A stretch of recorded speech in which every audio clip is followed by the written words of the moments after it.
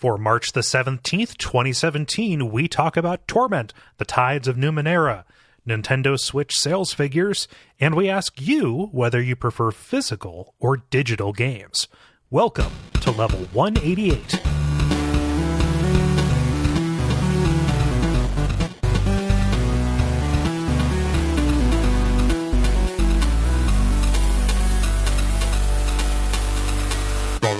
My name is Kole Ross.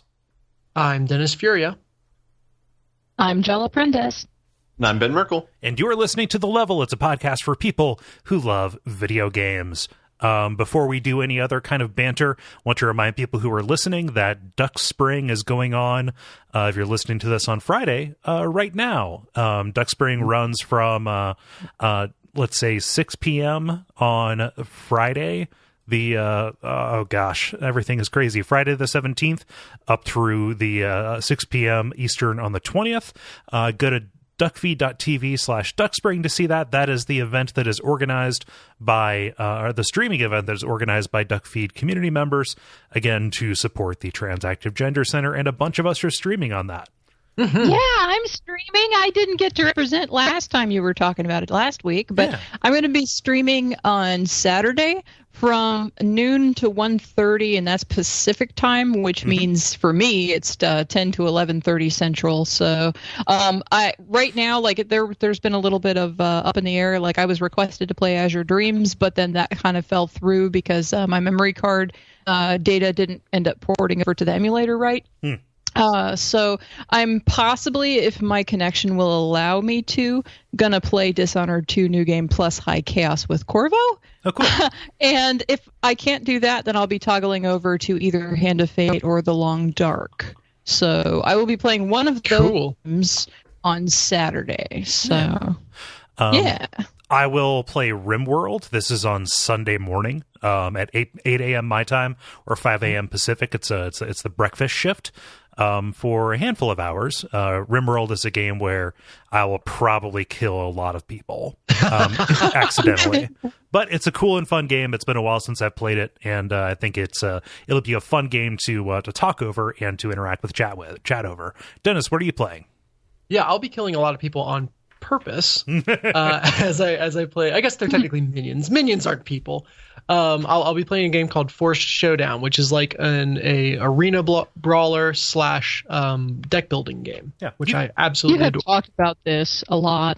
Yeah. Oh, it's so much fun! I can't wait to show it off because I literally have never seen anyone else play it. So when are you playing? Oh yeah, I will be in the Saturday evening slot / Saturday early evening if you are on the West Coast. Yeah. Okay. The schedule will be there on the old website. Mm-hmm. So yeah, good old website. Go there and check it out. Ben, you're not on the schedule? I'm not. Yes. I'm not saying that to shame you. I just want to make sure I'm not missing. I'm not overlooking you. If he were, he would be playing Rocket League. Of course. Probably. Yeah. Hey, who knows? Ben might drop in and hang out for a while, though. Yeah. That's true. Yeah, there you go. I will parcel out my donations to make people do embarrassing things. Of course. Of course. Yeah. So that's the big thing. That's that is the current thing. I'm trying to think of anything interesting that's happened over the past week, aside from me getting really sick over the weekend.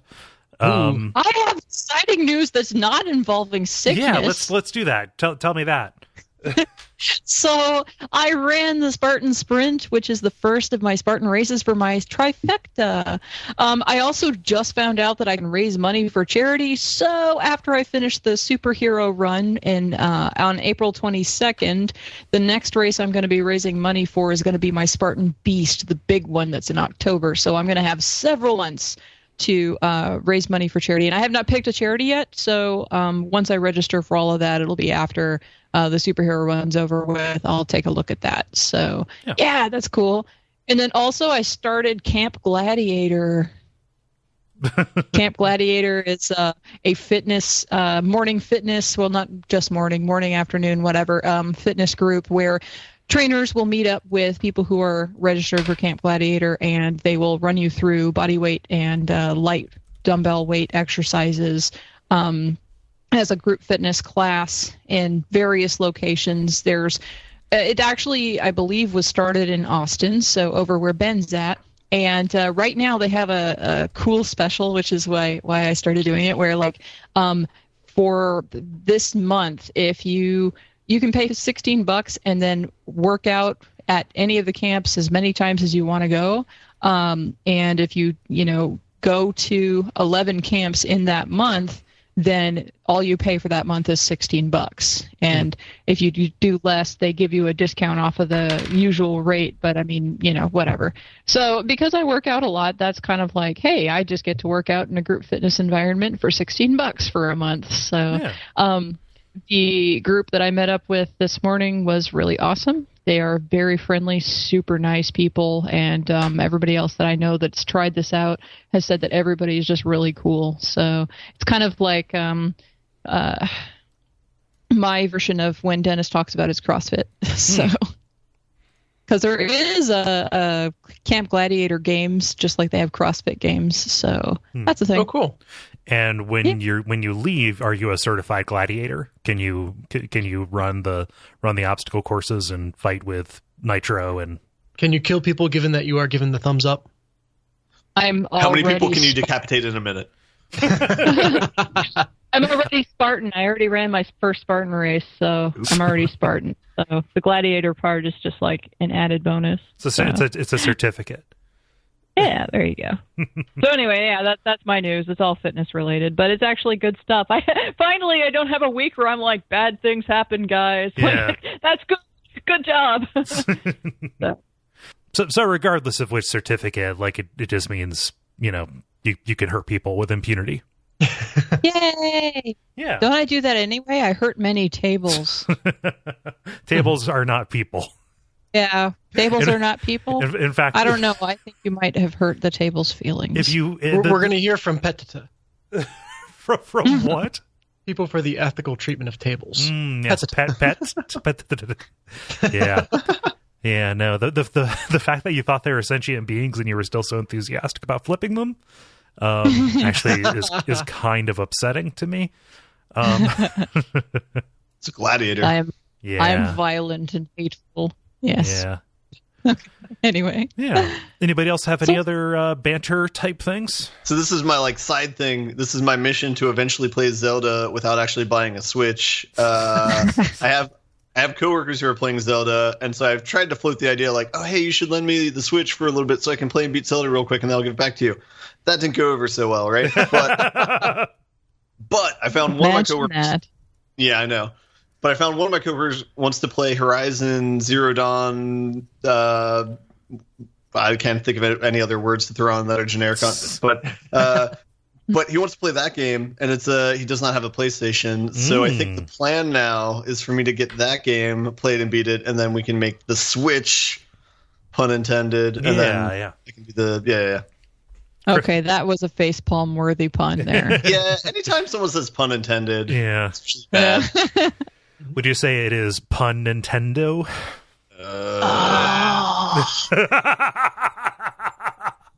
Thanks for saving me, Kole. I appreciate that. Thanks for jumping in front of that bus. Yeah. It's weird. I jumped in front of a bus that I myself was driving. That is some next level shit right there. Yep. The quantum bus. Beep, beep, beep, beep, beep, beep, beep, beep, beep, beep, beep. That's the theme song for the quantum bus. It plays when you honk the horn. No, so that's cool. You're getting around that particular thing. Meanwhile, with my madness, I could just buy Zelda for my Wii U, but if I'm going to go to town, I want to go in a Lincoln. God damn it! Mm-hmm. And also I want to play Zelda in bed. So that's kind of how that's going to roll. Mm-hmm. The Switch continues. The path to Zelda. By which, Dennis, did you mean the Switch hunt? That one did not make me facepalm. I really don't know what the trigger is. Yeah, I'm just mad that I didn't think of it myself. That was good. Okay. What has this show become? An attempt to get people to not listen as some sort of producer's tax dodge. I think Switch Hunt upped our game a little bit. I appreciate that one. Okay, all right. If all your puns can be on that level, then I will not discourage them in the least. That's no fun. That's no fun. Yeah. How about you, Dennis? Anything banter worthy? I picked up a webcam in preparation for Duck Spring, so that's fun. I'm staring at it. It's resting on top of my monitor, and it's unusually precarious. Like I was expecting there would be a more confident way to attach it, but you really just kind of set it on top. Yep. Yeah. So I am waiting for this to break in the next 2 days before I'm actually streaming. I really was kind of confused for about, a few seconds there, because I was like, wait a minute. I've been on video calls with Dennis before. How did he not have a webcam? And I'm like, oh, wait, that's right. He got a PC. Never mind. Right. That's Okay. right, yeah. He was on Mac. Okay, never mind. Yeah. Yeah. It's cool. Yeah, and you can use it for work stuff too, or for future streams. Like, it's not just for this. You're entering the webcam lifestyle. No, the Duck Spring was the foot in my ass to get going and actually get a webcam. Ugh. So the fire under my ass? Yeah, there we go. Yeah, that was good. The thing is that I totally had like this graphic image in my head too. So I'm trying to paint an image. But anyway, so I got the Microsoft LifeCam HD 3000, which is a jumble of letters that really spell out cheap and passable. So I was gonna say, is this like so high powered that like we can see every pore on your skin or what? God, I hope not. Yeah, it's 4K. I don't want to have to do makeup before I go on the stream. Yeah, no. That's my most recent purchase, though. Cool. Yeah. Yeah, I'll have my webcam going for mine too. So whatever it is I'm playing, you'll be able to see my face when I'm doing it. So with all of my wonderful expressions, at least if I'm doing something insane. And I need to figure out how to get mine set up as well, because I've moved things around since the last time I used a webcam on this computer. So, yeah. Well, that sounds like banter to me, unless you guys want to hear about how I got sick. Right there. Yeah. Oh, yeah, there was that. I just totally brushed that underneath the rug. I just don't want to hear about you being sick, Cole. my weekend was hell. No, I'm sorry. That's fine. They're like, you can't go into details because it was food poisoning, but it sucked. Yeah. So there we go. That is the banter that has been achieved. Let us go ahead and get started with the regular show that we somber do. And banterless. Yeah, somber, banterless, completely on topic. We're on these rails. No, but we got the usual kind of show for you, the brief, the multiplayer, and the grind. Let's get started with the brief, where we talk about things that are happening in the world of video games around us. Let's see. Jala, you have a story about the Switch, and I'm curious to hear it. I do. So, last week it was reported that Rime, that puzzle game that I mentioned from PAX South, where they gave me a plush fox, and it was fun. That's all you need to know about Rime. Anyway, it's going to cost $10 more on the Switch versus other platforms. They've gotten a lot of flack over this, but the cost of manufacturing a Switch cartridge is actually higher than the production cost for Xbox One and PS4 discs. And also, the price on the Nintendo eShop per Nintendo must match the price of the physical version on the shelf. So, there's also the problem that the Switch's hard drive is only 32 gigs, so digital is not going to be the main route most people are going to take because they have to shell out money for SD cards to download them digitally. So why do that when you can just buy the physical game and then you don't have to pay any more money? But whatever. So the cartridges come in different memory sizes, 1 gigabyte, 2, 4, 8, 16, and 32. The higher the memory size, the more expensive the cartridge is for the developer to make. So devs, especially the indie and low tier devs, may have to start thinking about the benefits of trying to make Switch versions versus the cost. If they don't expect to ship a certain number, it doesn't really make sense for them to invest in the platform when it's ultimately going to net them a loss. So some mid to lower tier devs may be limited to releasing digital versions only for Switch, or they may just not even. Although I don't know that they would necessarily not even, because Switch will be, I anticipate it's going to be a pretty big deal. But yeah, so the games for Switch are probably going to cost more money, and it's just because of how Nintendo runs their game. Yeah. And, like their stuff costs more to make physical copies. Excuse me. But the digital version has to match the physical price. So. Yeah. Yeah, this is tricky. I don't know what the what the size of that game, like how big Rhyme is.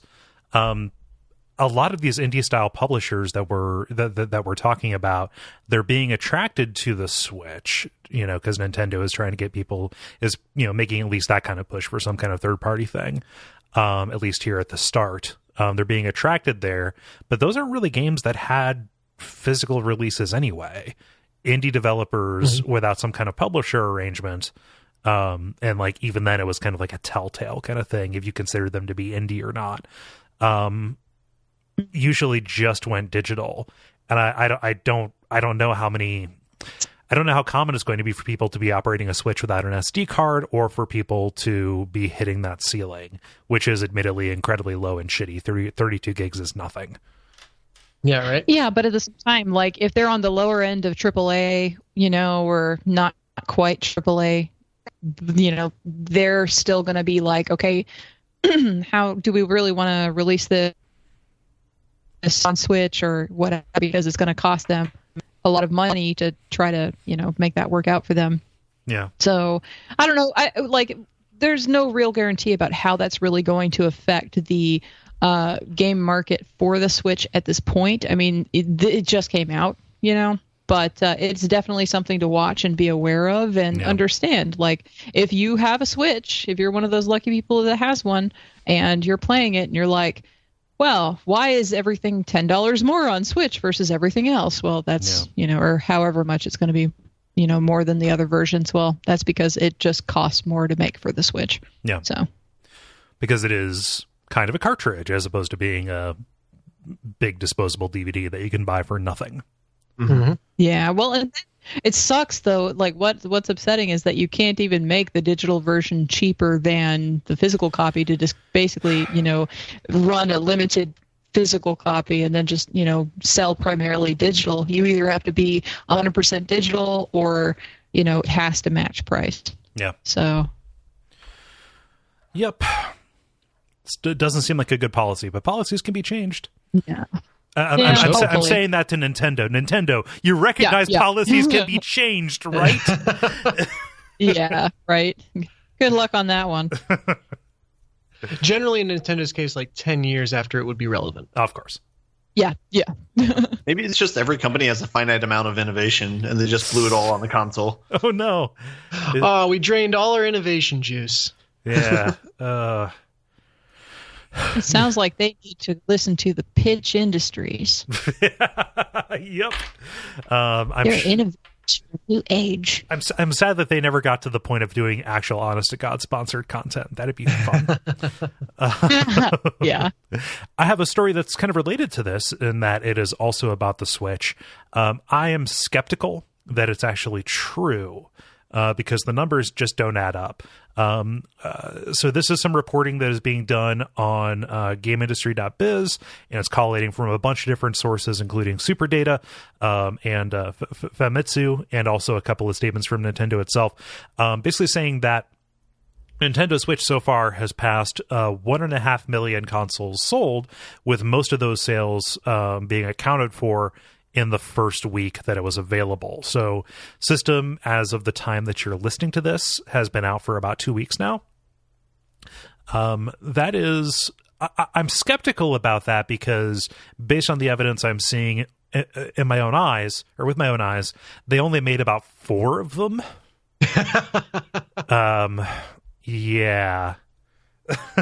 So it's distributed pretty, pretty evenly. They're saying that it sold about 500,000 in the United States over that time, and that between Europe and Japan, they also pushed about 360,000 a piece in those places. When you add in like change and stuff like that, it puts it at around 1.5 million or something like that. There's no one single kind of source of truth or data on this. But the thing that kind of is coming out is that the Switch did actually surpass the Wii's first week of sales. The Wii, which sold 600,000 units over a 6-day period, and that was just in America.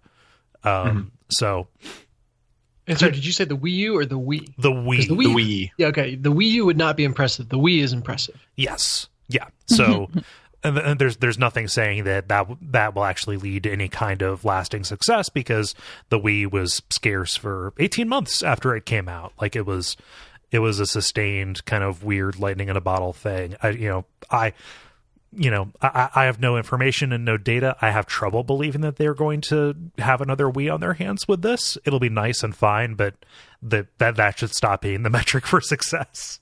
Yeah, for sure. Yeah. Get off the Wii scale. Yeah, exactly. Get off that balance board, Nintendo. Yeah. So my experience, I signed up for this kind of third-party notification thing, and I use this to get alerts to get my Apple AirPods, because those are also incredibly scarce. Why is everything so fucking scarce? And like the way that worked out was, I got like a little priority alert saying, hey, they're in stock. I bought them online and then just went to the store and picked them up. I thought, hey, I'm going to do the same with that. So today, Tuesday, as of the time people are hearing this, got an alert from Walmart saying, hey, Walmart.com has these in stock. So bloop, add to my cart, go and, enter my payment information, click next. Nope, sorry, we are sold out. And I wanted to do like the Seinfeld bit, like taking the reservation, putting it in the cart is not the special thing. Like, anybody can do that. What you have to do is actually sell it once it's there. So I felt very unsatisfied with that, with that shopping experience. But I was pissed. That said, if Walmart came back in stock tonight, you'd be trying to buy it from them again. Well, yeah, because that's literally the only place that I've seen the Switch come back in stock. So I've called pretty much every day to a handful of stores around here, trying to get any kind of bead, like asking, hey, do you have any Switches? Are there? Do you know when you're going to get some in? When were the last time that they were in stock? Nobody around here in this particular, let's say, 10 miles from my house has gotten any since launch day. And if they have, they're just telling me lies. Like, there's just nothing. You don't think it would happen in developed areas, but we actually live in a console desert. Yeah, it's a real tragedy. We can only buy canned consoles and junk consoles. So it's nothing but Atari Lynxes. Yeah.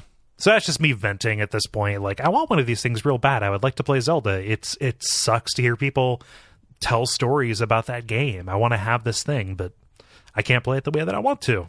Do you have any coworkers who have it? No. I'm out of ideas. You can go the Ben route. Yeah. Especially if you're like me, like you spend so much time agonizing over whether or not to spend your money on something, especially larger purchases. That once you decide, yes, I would like to spend my money on it, it's just so weird to have a situation where you can't. Right. Yeah. And it's like, I didn't have the money to pre-order it. Like, I wasn't sure when the pre-orders opened up. But in that time, I put the money aside, like, hey, I'm going to get one of these. And then nothing. So, oh, well, I'm just grousing. I'm not going to say first world problems because that's annoying. But it is it is irritating. Good on them for selling more. I just wish they would make them. They say they're going to have shipped 2 million by the time by the time the first month is out, which doesn't seem like enough to me. Yeah, that'll get them up to 5 total in reality, right? Yeah, I think so. Yeah. Any other comments about Switch sales before we move on to the next one? Mm-mm. Okay, Dennis, what is this For Honor story? Yeah, so the article that I linked is about For Honor specifically, but I think there's a broader, interesting conversation to have here about, XP farming in all games now, because this, the side effect of every single game ever having a level up system that's designed to last over the course of, hundreds of hours of play is that every game has a community figuring out how to abuse the level up system over hundreds of hours of play.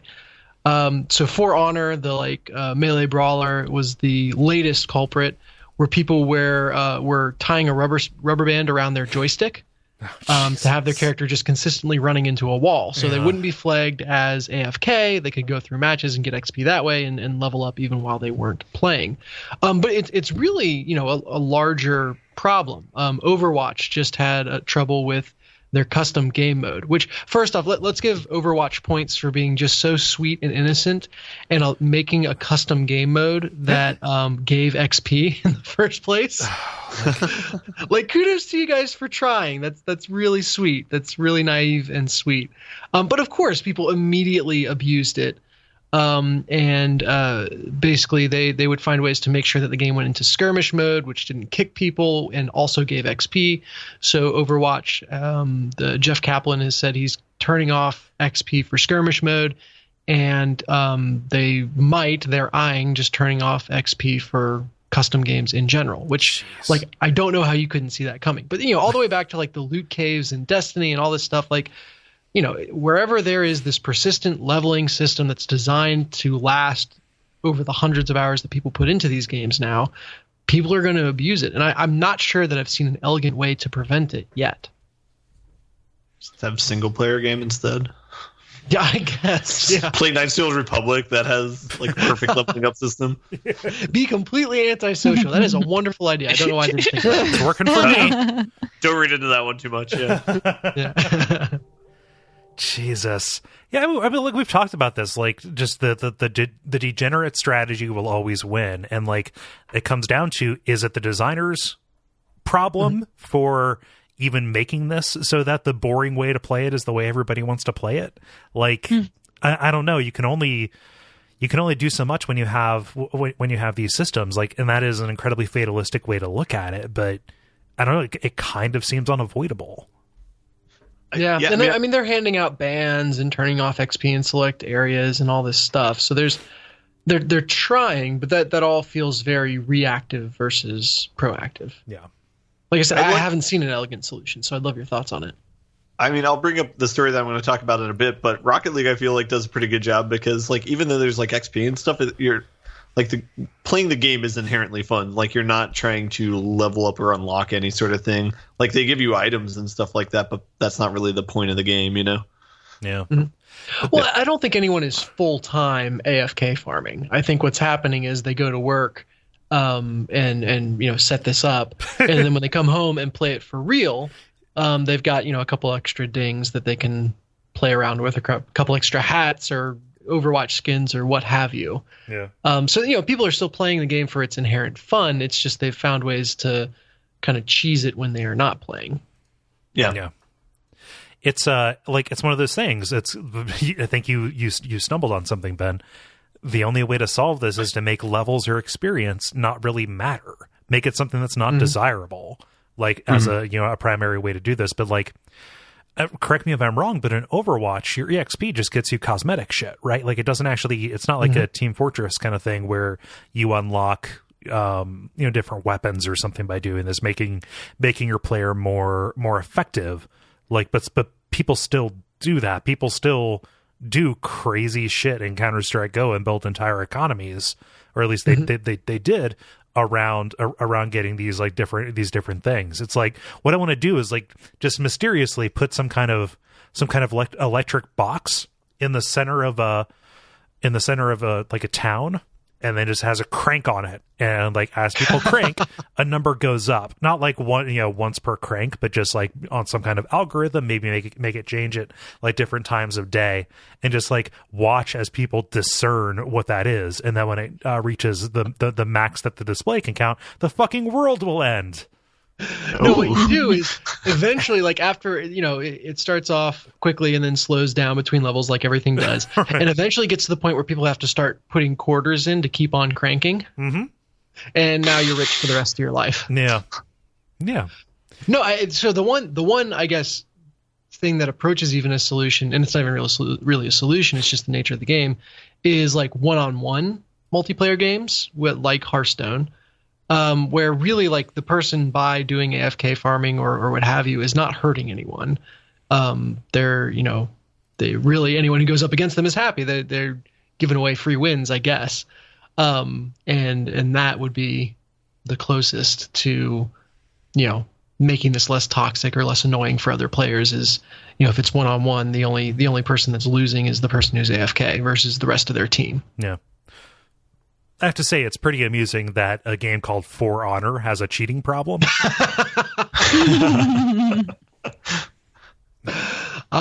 Delicious, delicious irony. I don't know. Yeah. I don't know. Ben, how about you? What's your story? Rocket League. There's a new game mode they announced. This is not the grinds. Yeah, I know. It's going to dominate most of the episode. I just wanted to make sure you weren't confused. No. All things Rocket League, at least this week for me.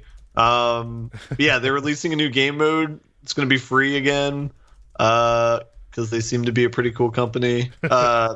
The game mode, that's the thing that makes it unique, is there's no goals and there's an electrified ball. And the way it works is when the ball touches parts of the ground, it makes them more likely to fall or break apart. And then if the ball touches that same spot where there's an empty spot, then that's scoring a goal. So the goal, quote unquote, of it is to like hit a spot multiple times. And so it's kind of like the place that you can attack can be anywhere. So it kind of changes a lot of the dynamics of the game. Like it's no longer okay to like hang back and wait for like the defender to kind of take their shot. You have to try and like head them off perhaps. Mm-hmm. The only stipulation is is broken up into halves. So if the ball lands through a hole on one half, it's one team's goal, and if it lands on the other, it's the other team's goal. So, yeah, it's Breakout meets Rocket League. Yeah, that's a good way to describe it. Yeah. It says they introduced damage in the article, which I assume means the ball damaging the floor. I haven't seen anything in the article that says something about like it damaging the actual players or the people like hitting it. Yeah. So I don't know whether that's true or not. Yeah, and not different. Only that, but the cars can drive across. Just watching the video here, cars seem to be able to drive across the empty floor as well. So while it opens up places, because that would become unplayable real quick, even if you could keep the ball. You just aerial over it, no problem. We're not all Rocket League gods like you, Ben. So ball can fall through, cars can't. And it does not appear that the ball, even though electrified, hurts the cars. Gotcha. Yeah. So does this have custom maps for this, or is it? They made a specific map for it. It's like a hexagon shaped map. So usually a lot of times what happens is they have one playlist setting called Rocket Labs, where it's kind of like maps that they're like tinkering around with and to see if they work well or not with people playing it. And then usually whenever they introduce a new game mode, it'll be like a polished version of one of those maps. So, yeah. Neat.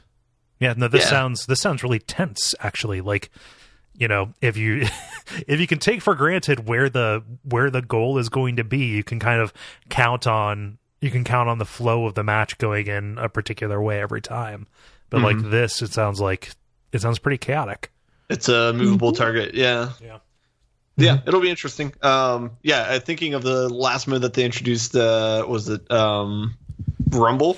Like that one was really fun for like 2 or 3 weeks, but then it kind of dropped off, and people still play it. And but I mean, so it'll be interesting to see like how much staying power this version has. But yeah, in any case, good on the company for just keep adding free content. And yeah, Rocket League came out in what, like summer of 2015? Yeah. Wow, it's been a while, and they're still releasing stuff. That's pretty awesome. Yeah. Mm-hmm. And so you play it. Are there number? Wait, you play Rocket League? Holy shit! Do you want me to divulge hours on the game, or no? Not hours. Unless you want to. I'm more thinking. 450. Cool. Is there a like are people still playing the game? Like, is it still really popular?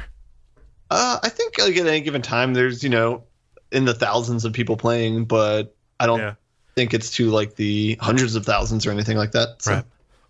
Yeah. So I mean, it definitely depends on what match type you're playing, like how popular it is. So, but yeah, usually it's about 2,000 or 3,000 people in any given game that you're looking at. Nice. Yeah. Well, that's awesome. I wonder what a sequel to that game would look like, because it sounds like they already made it. You just start continuously rolling it out. Yeah. The sequel is called Disc Jam. What? I will talk about it in the grind. Okie doke. Well, why don't we move things along then? Multiplayer. Now it is time for the multiplayer, where we ask you a question and you answer it. Dennis, what is the question that Greg had us ask the nice people?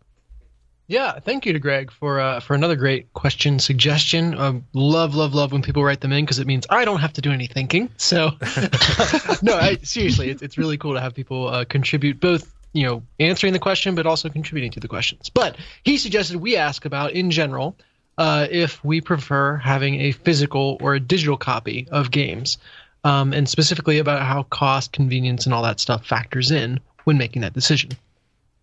Hey, that kind of goes along with the whole Switch thing about the physical and the digital. Cool. I mean, I wish I could go digital on the Switch, because then I would have one less terrible tasting thing in the house. You guys saw that, right? They coat it with a bittering agent. Yeah, so that kids, if they try and put it in their mouth, they'll immediately spit it out and not swallow it and eat it. Which has led so many more people to put Switch cartridges in their mouth than...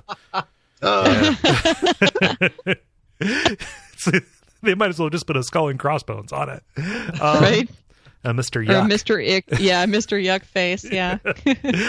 So Roop writes, I'm mostly a PC gamer, so I prefer digital. Sales are good, and I tend to replay games. On consoles, I usually buy a physical copy and resell it, as I usually only buy Sony exclusives, and those tend to be one-time experiences. I imagine that Roop's experience is actually going to be pretty much the template for everybody else, because it sounds very similar to what I do. Sure. Yeah. Except for Ollie's answer. Oh, true. Jala, I'll throw to you for Ollie's. What does Ollie say? Ollie, being the rogue, has said, I have never downloaded a game on a modern system. This is the table banging. Okay. Anyway, I always try to get physical copies if at all possible. There is something satisfying about having a game on the shelf. I think it's a holdover from the days when manuals were legit worth having, or simply because my broadband is terrible. It is also one of the reasons I wait for the Game of the Year editions, because, as people know, Ollie don't digital. I mean, yes, you have that embroidered on the back of your jean jacket, but... Charlie don't surf, Ollie don't digital. Yeah, I hadn't thought about it. That is one advantage of kind of constantly being a step behind on the latest and greatest games, is whenever I am ready to play a given game, there's usually like a special edition or expanded edition or Game of the Year edition out for it. Yeah. And sometimes the DLC that's packed in is worth having. Yeah. Yeah. Mm-hmm. Yeah. Well, and then too, he just never has any time. He runs, he works, he has a kid, and like he does a podcast. So I mean, why were you slamming on your table? Because it just sounded like fist thumping, with great and passionate enthusiasm about his. Well, no, I wasn't mad about anything. It just sounded like he was very vehement about his assertion about the physical games. Yeah. I mean, he just said, Ollie, don't digital. I mean, that sounds fist thumping. Ollie is proud. This is vicarious fist thumping. Right? Ben, what does Sam say? Sam says, digital, unless it's a collector's edition of a game I'm excited about. Last one was Dark Souls 2. Or a cool retro game I found while impulse shopping, usually old NES or SNES / Game Boy stuff. Or if it's a Wii U game that would require jumping through the bullshit hoops to use external storage on that console. I don't have hoops. I don't have the luxury of living space required to collect physical copies of all the media I consume. Yeah. No joke. The living space thing, that's no joke. I've started overflowing the shelf, like the standard IKEA Billy bookcase unit that I have for this. I've started overflowing that, so I need to get more shelves for it, because there's a little bit more room that I can squeeze out of it. But sounds like you need to invite over Dennis and get him drunk. No, have him get me drunk. I was about to offer. have him get me drunk. That's the way that works. Oh yeah. Yeah. Well, yeah. Maybe both. Whatever. Dennis, what does Ragavan say? Yeah, Ragavan says physical definitely, simply because I like having shit. And a nearly stacked shelf of games is somehow very satisfying to look at. Both my Steam library and PSN digital library dwarf my physical library because of free monthly PlayStation Plus games, but you can't really see them in real life. I like the feeling of waiting for a game to arrive in the mail, excitedly going home to grab it, unwrapping it, and checking out the contents. Also, sometimes devs throw little doodads into the physical boxes, like stickers, manuals, letters, or reversible color covers, which you can't really get in digital versions. I guess it's just really a point of personal pride. Doesn't mean I think digital games are bad per se, because there's definitely advantages to being able to just run a game by clicking on it without having to fish out the disc. Yeah, the doodads piece is big for me. Like, some of the reversible jackets on games are really, really cool. And I remember, it's not a reversible jacket, but specifically LA Noire had some really cool stuff in terms of like little strips of film that came inside the game case. Cool. That was really, really interesting. Yeah. Wow. Maybe it's because I bought. I think I bought a. No, I couldn't have bought a used copy of that. That's a game that I remember this. Yeah, it was like maybe like 5 different pictures from the game or stills from the game, and it was like unique for each person.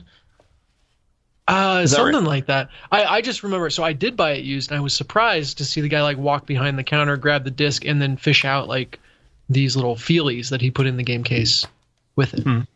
So there was, I don't know exactly if they differed from person to person or what relevance they had. I still have the LA Noire physical copy, so I probably should just go fish that out and I can answer that. But I pulled it down. I didn't remember this being in here. I did buy this new when it came out. I just forgot that there were film strips in it, and they're like clues about stuff in game. They're like negatives of where of like locations in the game where stuff is hidden. Yeah, that's super cool. Yeah, sorry, I didn't mean to do a stunt. I just like it's 10 feet away from me. I can go grab. No, you saved me having to go walk for it. Yeah. So. But it's like a cool little envelope that's got a Rockstar seal on it. Yeah.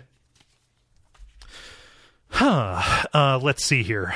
Paul writes, digital if at all possible. I still have my Atari 2600, 7800, and NES stuff in the garage with manuals and boxes. But without the manuals in modern games and the fact that the box art isn't as charming and evocative as it used to be, I have no need for new games laying around the house. If something is going to take up space being seen, I'd rather it be a piece of art or something like that. And plastic game cases just don't do anything for me. That being said, if there is a good game discount if there's a good discount on a physical game, I will buy that over a digital and stash it out of sight. Yeah, fair enough. Yeah. What I wish existed outside of a GameStop is like a DVD or game drawer. Like actually sized so that it, like picture 3 DVD cases stacked end to end or 4, whatever, and then you could just put them away. Yeah. Like I wish you could just buy one of those because I could store more shit. It'd be out of sight. It'd be more discreet. You wouldn't just have these massive shelf units. But then what happens in like 2 generations when they change the dimensions of the box? They're never going to get bigger. That's true. Well. What if they change though? Then it won't line up evenly. That's already the case. Like all the modern stuff, I guess, aside from the Switch, comes in a Blu-ray case. Mm-hmm. Yeah. So like PS4 and PS3 games are in tiny little things. Oh, you guys, this got me thinking about the Super Mario Land 3 Wario Land manual, which goes down in history as easily my favorite game manual of all time. And just that the art in the manual brings to life these little sprites in a way that just really impacted me when I played the actual game. Oh yeah. See specifically page 20 of the PDF that I sent over. Okay. With, sorry, this is horrible for anyone listening. I'll put a link to it in the show notes. Dangerous Duck from Super Mario Land 3 is a sight to behold. Yeah, he's got those I'm a bad dude goggles and also the obligate boomerang. Mm-hmm. Obligate, I say.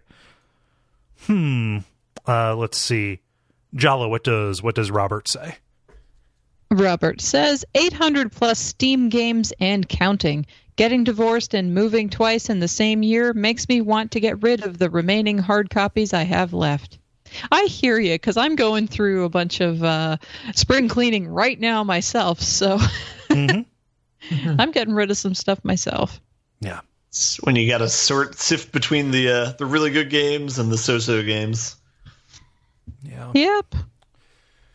It's more like, okay, I have this game. Have I actually played it or had the urge to play it in X number of years? If not, why do I still have this game? Yeah. I own this game on principle. Yeah, pretty much. I'm not going to let it beat me. I won't beat it, but it's not going to beat me. Stalemate. That's great.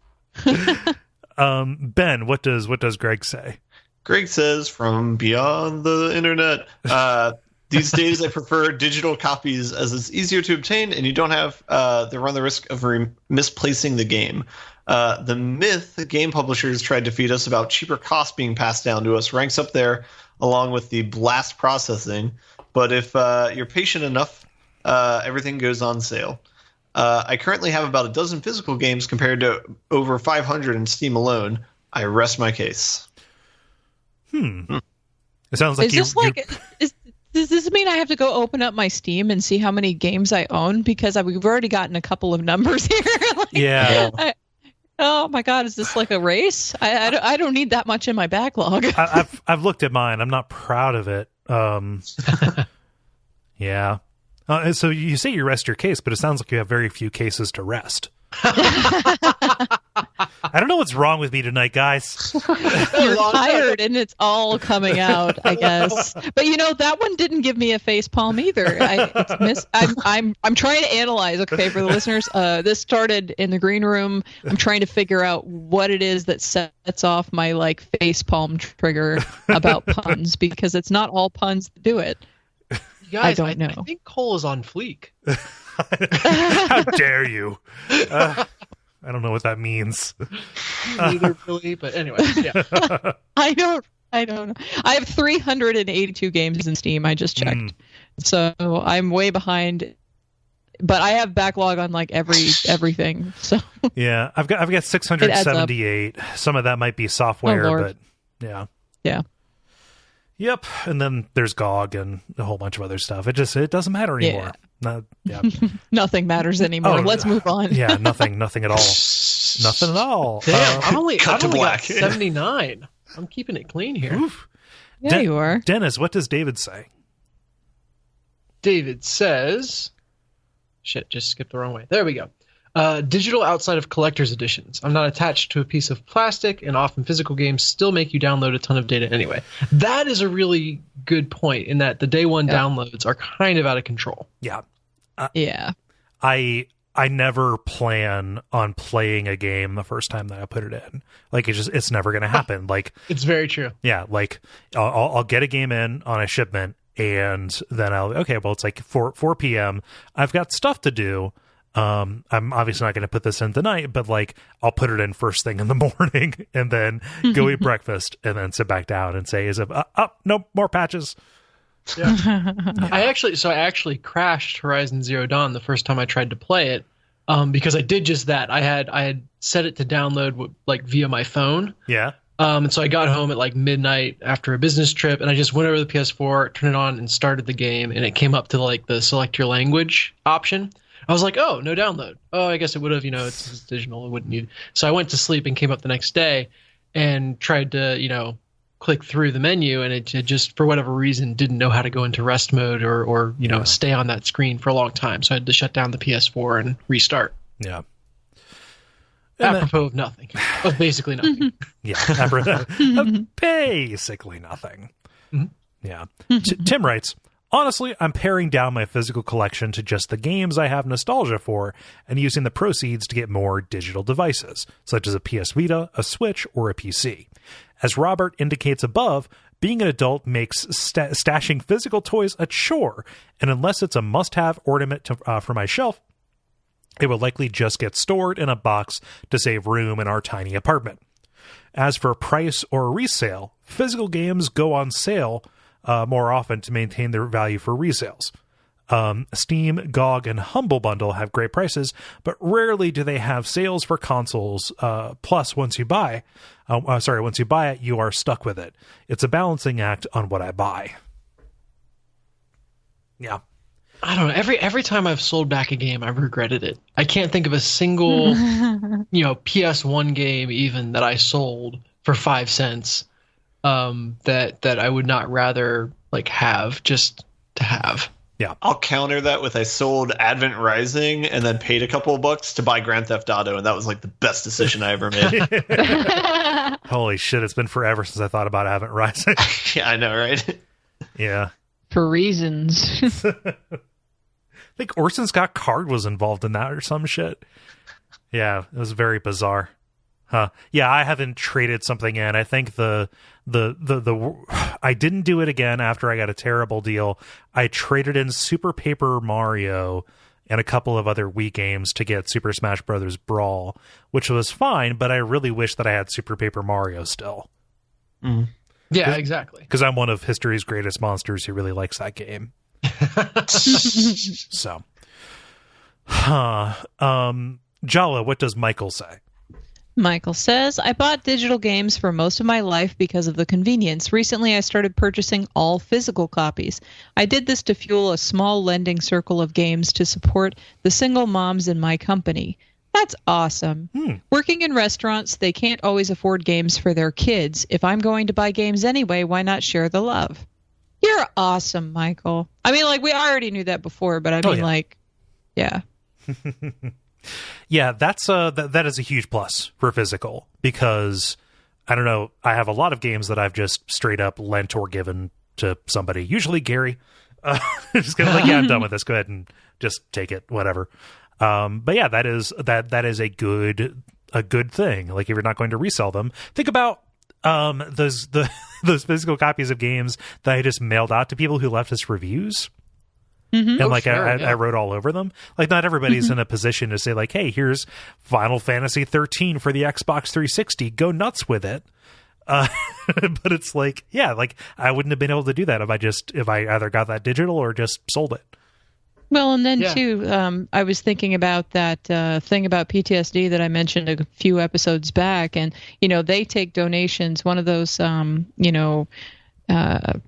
nonprofits that give games to soldiers to help with their PTSD or their recovery time in hospitals, they obviously can't use just a digital game. They have to have physical games for that. So, yeah. I mean, I took all my old PS3 games and gave them to my younger sister for one of her birthdays. And awesome.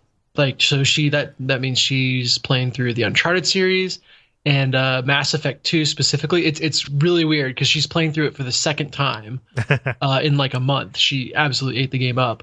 But getting to kind of relive all the pieces of that game with her is pretty cool. So awesome. That's a big plus for physical copies. I would not have thought of this answer. Thank you for sharing it, Michael. Mm-hmm. Yeah, Ben, what does Sheehan, Sean, or Kian say? Yeah, I think Kian or Keen. I prefer having a physical copy as it means I can share games with my friends, and it's usually slightly cheaper. That being said, I did recently get screwed by GameStop when I bought Neo for €79. Only to see that night on PlayStation Store for cheaper and with the season pass included. Yeah. I think can we talk badly about GameStop? Can we do that? Yeah, I do it all the time. Yeah, don't buy from GameStop. GameStop unless they have a Switch and they're the only store in your area. That hasn't happened go out yet, the window for the Switch. Yeah. I mean, you're willing to go to Walmart before you go to GameStop, so that's pretty bad. Only because, trust me, all morals are off. Any of my compunction about a particular place, they could sell one at a Chick-fil-A. I'd be like, sign me up for this. No, probably not. Probably not. That was a weird joke. So Kole, you are no longer on fleek. Damn it. Yeah. Chick-fil-A is taking you off whenever the map. he figures out what that means, then it'll sink in. Once he knows what that means, he's going to be devastated.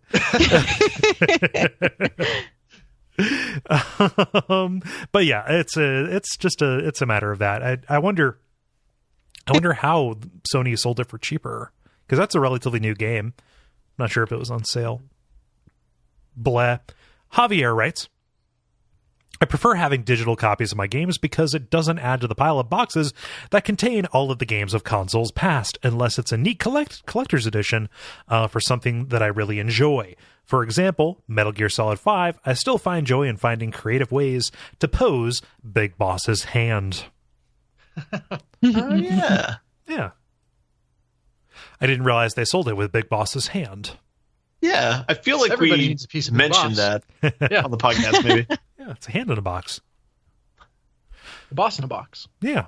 Boss box. Yeah. No. I was just this morning actually dusting around my Dark Souls 2 gigantic, I think it's like a 24-inch tall knight or something like that. Nice. Yeah. I think Javier is the first person to find Big Boss in a box, too. Oh, really? Yeah, nobody finds them in the game. Oh, true.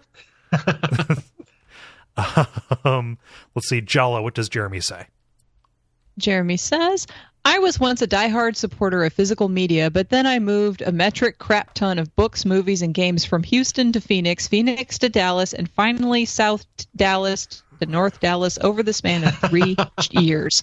That changes a man. I rarely purchase any physical media these days. Digital is easier, more convenient, and saves you money if you're watching for flash sales. Still, I'm afraid going to digital and physical media collection is going to bite me in the ass. Like one day I'm going to tell my kid, everyone remembers where they were when they heard about the great iTunes collapse of 2019. Yeah, that was actually something that, like for me, when I first started going digital, like I kind of had that same reservation, like, oh man, well, what if this service isn't available anymore? But honestly, they fucking archive everything somewhere. Yeah. You know, like gamers will find a way to get their games. So, you know, Life will find a way.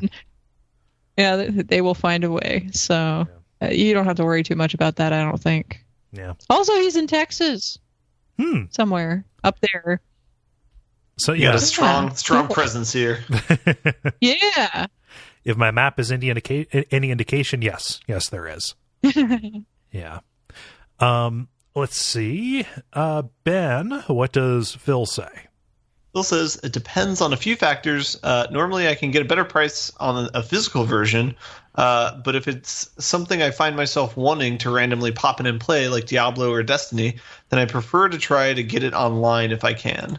Part of me is also still a little paranoid about preservation. Nothing is happening now, but in 5 or 10 years, are games going to start dropping off the marketplaces as support for older consoles diminish? I don't think anyone knows the answer of that yet, or if there will be a good solution. Similar to things that we've said there. Mm-hmm. Yeah. And oh gosh, I lost my thing. Think I'm out. Yeah, Dennis, what does Jonathan say? Yeah, Jonathan says, I only go digital. I was a big CD and DVD hoarder back in the day. When I was a student and it was my only possession, it made me feel like I amounted to something. Then I grew up. Plus, moving, all that stuff sucks, and I've got a wife and a kid who'd want heaps of stuff too. Oh. I'm worried if Steam goes bankrupt, though, or pulls your access to games because we don't technically own them. Yeah, that would be bad. Yeah. Mm-hmm. So that's the last response we're going to do. We've actually gone a little bit over time on the segment as it stands, and we still have to get ours out there. But yeah, that is so a lot of common themes popping up. Lack of space, not wanting to move stuff. Man, moving games has been kind of a thing, kind of a weird thing because they're so light, right? Like I just load up, I put my entire game collection in something like 6 bankers boxes or something like that. But because they're so light, it feels like you're moving a box of nothing. Like the comparison to books is just not there. Mm-hmm. Well, Yeah, but I mean, they're bulky though. Well, the thing for me is, okay, when I had a lot of video games, physical games, I had a lot of physical books also, and lots of other physical media that I had, and I had to pare down all of my things. So it may be one of those things where it's a combination, and it's not just games that these people had, but also various other things, and then having to move all that shit together Yeah. throws out your back and makes you tired, and you're like, never again. You know, like. Yeah, that's how I feel about my rat's nest of cords, which is more accurately a bureau chest that is full of Ziploc baggies full of cords. But yeah, I'll give my answer. I find myself buying more physical games than I expect to. For one particular reason, if I'm going to be getting a new like a physical game that is within its first, like, let's say 2 weeks of release. So look here, recently it's something like Neo, or like that Berserk game. You know, just a couple of recent things. Since I have Amazon Prime, I get like 20% off of those if I buy them from there, and that is a ridiculous thing on a brand new game. And also because these are for PS4, and because I'm constantly hitting the ceiling on those on those games, like, or on that hard drive, like, I need to figure out what the best external hard drive is, because they just added support for that, because I am fucking tired of cleaning my fridge in order to install a game. Like, it is better for me to have a physical thing, because even if you have to download stuff, if you have the physical, like the actual thing, you don't have to download as much. You know, you have to download 15 gigs as opposed to 50, you know? So that just enters the calculus there. Like, it just ends up being cheaper to have them physical. I can lend them to friends. That said, I can't remember the last PC game that I bought physically. For portable games, I really like having them digital, specifically on the Vita and on the 3DS. It's just a more convenient kind of thing, because I'm already carrying around the 3DS. Why would I want to carry around the boxes with it as well? Mm-hmm. But if it goes on a shelf, then all bets are off. Yeah, for sure. Yeah. Jala, how about you? Well, these days I'm pretty much a PC gamer, which means, yeah, I don't buy physical games very often. Now, insofar as my Vita is concerned, I have looked, and I check prices, and if I can buy it, like, when I want it at that time physically for cheaper than I can get it digitally, then I will buy the physical copy. And also, that's a very small box for a very small game cartridge, so It's not that big of a deal. And especially just getting sporadic ones, it's not a big deal versus, like, having like a bigger game box from a different system. You know, the bigger the system, the bigger the box. Yeah. So yeah, that being the case, like, I'm pretty much digital these days. And again, I already mentioned my prior concerns about availability, but really, I think gamers will just find a way to make sure that they're going to get their games one way or the other. Somebody's going to create, emulators or whatever to make sure that everybody can get everything they need that they had or whatever. So I'm not really so worried about that anymore. Yeah. So. Yeah. Let's see, Ben, how about you? Yeah, I think it's mostly if I can get it on Steam, and I think it's just going to be like an okay game, then I'm fine with that. If it's a game that I think, like, I really will like, then I usually like to have a physical copy of it, just because, like, I don't know, there's like a built-in nostalgia factor there. Like, I can open up my drawer and, like, I have a copy of The Last of Us that or BioShock Infinite, and, like, one thing I kind of regret is I got The Witness on the PlayStation Network and didn't get a physical copy of it, because I basically was lazy and just wanted to play it right then, and I didn't want to have to go out and find it and get it. So, but yeah, I think so. Physical, if I think it's going to be a really good game, but otherwise, probably digital is good enough for me. Yeah. Yeah. But you store your stuff in a drawer. Yeah, I do. I've also had, maybe 2 or 3 moves in the past 3 years. So I've also gone through the process of, all right, I don't need this game, so I will, give it to a friend or find some way to get rid of it. But you've divested. Yeah. Creme de la creme is left over now. So. Yeah. And then Dennis, obviously you're physical because you get all your games from me. Yes. That, and I love the feelies. I love the manuals, although those don't really exist anymore, which makes me sad. But I like that. I like the reversible jackets. And even though I have a PC now and I'm buying a bunch more stuff on Steam, I just like having that physical manifestation of my my hours and hours spent on entertainment. I just thought of something like, Rather than a physical copy of a game, if there's like an art book and I particularly like the art, then I'll go ahead and totally get the art book. Like I want to, not that I have money right now, but when I have some disposable income, I'm going to probably get the Dishonored 2 art books and stuff like that. But yeah. Anyway, I just had to throw that in there. Makes sense. Mm-hmm. Yeah. I felt like Kole for a second where I said something and then there was just this dead silence. It was just like, okay, did everybody die? What happened? No, I didn't have anything else to add. You summed it up very well. Just like me. Woo! Look at me. Yeah. I'm cogent. I'm barely coherent, like 95% of the time. Cool. Well, thank you everybody for answering that question. If you would like to participate in one of these, go to facebook.com/thelevelpodcast and watch for those to go up on Tuesday afternoons. Thanks to Jala and Dennis for usually putting those up. Sorry if we didn't get to your response. We do read them, and they are up there on the wall for people to respond to. We just ran a little bit long this time. The grind. Now it is time for The Grind, where we talk about the games we've been playing over the past week or period of time or so. Jala, since it's been the longest since you've been here, I want to throw to you first. Woohoo! Okay, so I will say my usual co-op corner stuff. I played Guild Wars 2 with the usual crew, Greg, Sam, and George. There was a new event that I had come across that I'd never seen before, Kill the Bloodstone Crazed Moa. It was a legendary level event crossed over into two other events that had champion level bad guys, and they were all sprung up at the same time, so it was like insane.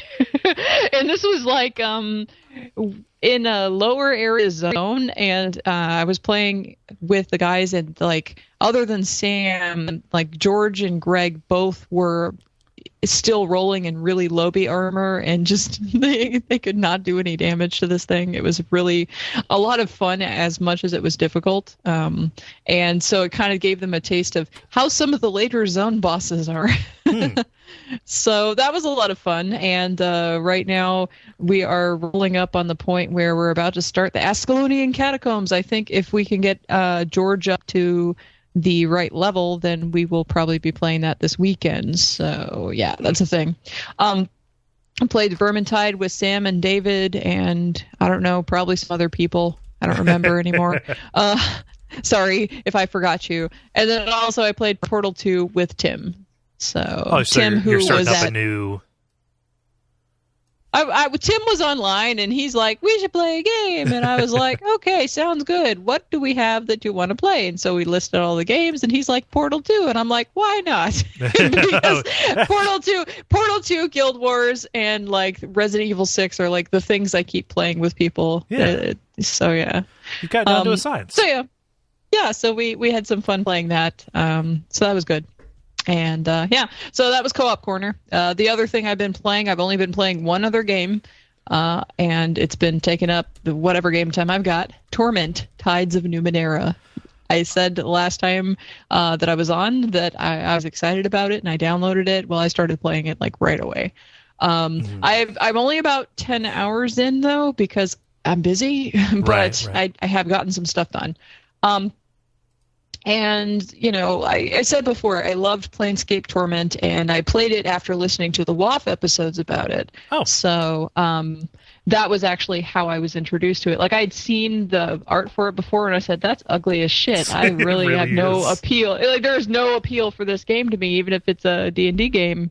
This looks like crap. And I'm glad that I saw past, like, the cover art, you know? Yeah. Because you guys even commented in that episode about that. Yeah, it's not a pretty game. And for what I've seen and what I've heard other people talk about, like, Numenera isn't that great shakes either. Like, it follows in this kind pretty. It's in this very kind of chaotic and cluttered and just kind of grody aesthetic, right? Uh-huh. Yeah, it still has that. But I mean, like, there isn't it's not like a cover art of it that has, like, you know, the nameless one or whatever's face, you know, like mummy face on it, you know. So and like crappy 3D CG rendered whatnot. That was a bad idea. But anyway, so I also, just for some background, I played about 3 hours or something of Pillars of Eternity. I just could not get into it. Okay. And it was funny because I think Sam said it best, and I told him I was going to quote him on this. He told me to let him know how Numenera is, and he said, basically, how much of the game is doing meaningful stuff and how much is watching people slowly slam into each other while hunt and pecking around giant maps full of nothing. And in that, he is referring to Pillars of Eternity. And I'm like, that's pretty much what I thought about that game. So, so yeah, that was how I felt about Pillars. And then when I saw this had the Pillars engine, I was like, oh no, don't be like Pillars of Eternity. That, yeah, don't be like that one. It's actually it's not. It's good. It's all right. It's cool. So I'll give you some basics. Okay, I'm very curious about this. Yeah. So you get a choice of 3 classes. You can be a glaive, which is a warrior, a jack, which is a rogue or bard type character, and a nano, which is kind of a tech mage. You can have 3 skill pools corresponding to those classes: might, speed, and intellect, and you can use points in those pools to up your chances of success in different actions that relate to those abilities. Like if you are intimidating someone, you need might. If you are doing sleight of hand tricks or whatever, something dexterous, you need speed, and etc. If you're trying to persuade someone, that's intellect. And the first thing you do in the game is move a heavy object, so that requires your might skill. And you can use points from your might pool to up your chances of success and avoid negative repercussions. But you also, those negative repercussions sometimes are interesting. They may or may not be better than what the quote unquote optimal path, should be. That's important. That's kind of what happened a lot in Torment as well. You would fail something and this would maim you, or you would do a quest what seemed like the wrong way. And it's like, we gouged your eye out, but we replaced it with this cool magic eye that can see through time. Yeah. So continuing on about character build and just the mechanics part of it, you have a descriptor, which is a dominant personality trait that offers a bonus to certain skills and stats while applying penalties to others. For example, if you're cautious, you have a bonus to perception and stealth, but a penalty to initiative because you're hanging back and watching what's going on before you act. I am playing an observant nano, which means that I am a tech mage with bonuses to perception and concentration and a penalty to running, which basically allows me to move further during a crisis. And a crisis is what they call more or less a combat round or an action round where you don't necessarily have to engage in combat. You can go up to characters who are starting to be hostile, and you can intimidate them or persuade them or something. So you don't actually have to solve these combat rounds with, violence. There are other ways that you can get through them. According to the manual, crises may not even contain hostile creatures or characters to start with. And you may completely resolve them 100% peacefully. So every round, all of your characters have one move and one action, so you can attack and then you can move, or vice versa, that kind of a thing. Yeah. So that's the basics of the mechanics of how this starts up. So it's pretty different than the second edition D&D that the original Torment was based on. Yeah. So that's why I spent a little bit of time to explain it, just so you get the gist of how this works. It's a simplified system. It makes a lot of sense. It's color coded, real easy. It's not too hard to figure this out. So the setup of the game. There's a man known as the Changing God who uses the tides, and I'll talk about tides in a minute, to cheat death by creating bodies and transferring his consciousness into them one after the other, constantly searching for a way to become truly immortal. So the bodies that he leaves behind are called cast-offs, and when the Changing God leaves the body, a new consciousness forms inside that body, and you are the most recent cast-off. So when the game starts, you are falling from the sky like you're up in the stratosphere or something, and you are falling, plummeting to earth, and you have all these options while you're falling, and you just wake up and you're like, what's going on? What can I do? I'm falling to the ground. It sounds like the opening to a Monkey Island game. Yeah, and so like you can look around, or you can like look at your body and try to remember who the hell you are, or like you can do all these other different things while you're just free falling, and so that's pretty cool. So there's also a character that's called the First, which rather obviously is the first cast off of the Changing God. Right. And for a time they worked together and they made like a sanctuary for all the cast offs, but eventually the First rebelled because why not? And then they began the Endless Battle, which is like a war between pro and anti-Changing God factions of cast-offs. And this Endless Battle and the First and all of that stuff, like that's a big part of the plot, at least so far in the game. Like it keeps on coming up. So, it's obviously ramping up to where the game is going to be heading later. Or at least it seems rather obvious that that's where it's going. It may not. Who knows? Yeah. So guys, Metal Gear Solid infiltrated Torment in the form of a tentacle monster. What? What? That sentence The doesn't make sense. Sorrow. The Sorrow is an enemy that you face right off the bat, and it looks like an octopus in a big cloud of mystical bullshit. You should leave that as a Steam review for Metal Gear. And the Sorrow hunts you, like when the game starts, this thing is hunting you down and whatever. So, yeah. So yeah, like that's the basic setup, and then you plummet to Earth, and then from there, like you meet up with a couple of people who are just kind of chilling out in the area where you just happen to land, and they're just like, hey, what the fuck? You just plummeted from the sky and you're alive. How did this happen? And then they figure out you're a cast off, and then they both want to take you to their faction to figure out, like what you should do from now, or, where the Changing God is, or I don't know, whatever, all different kinds of stuff. So, you can pick, like you get to run with both of them for a while, but eventually you have to pick which one of them you want to follow the storyline for. Okay. So I will say that I have the game manual digitally, and I flipped through it. It is worth skimming through. It has a glossary of Ninth World, which is like where this game takes place, Ninth World. Slang like Kark, which means to disturb or make uneasy. And its partner, Karker, which is an insane person. And a Spider Jack, referring to the Jack class, is a thief, and so on. So it's got like all the lingo, and it's got like a whole dictionary of it. Yeah. So that's pretty cool. That is Planescape AF, like, Burke. Yeah, stuff like that. Like.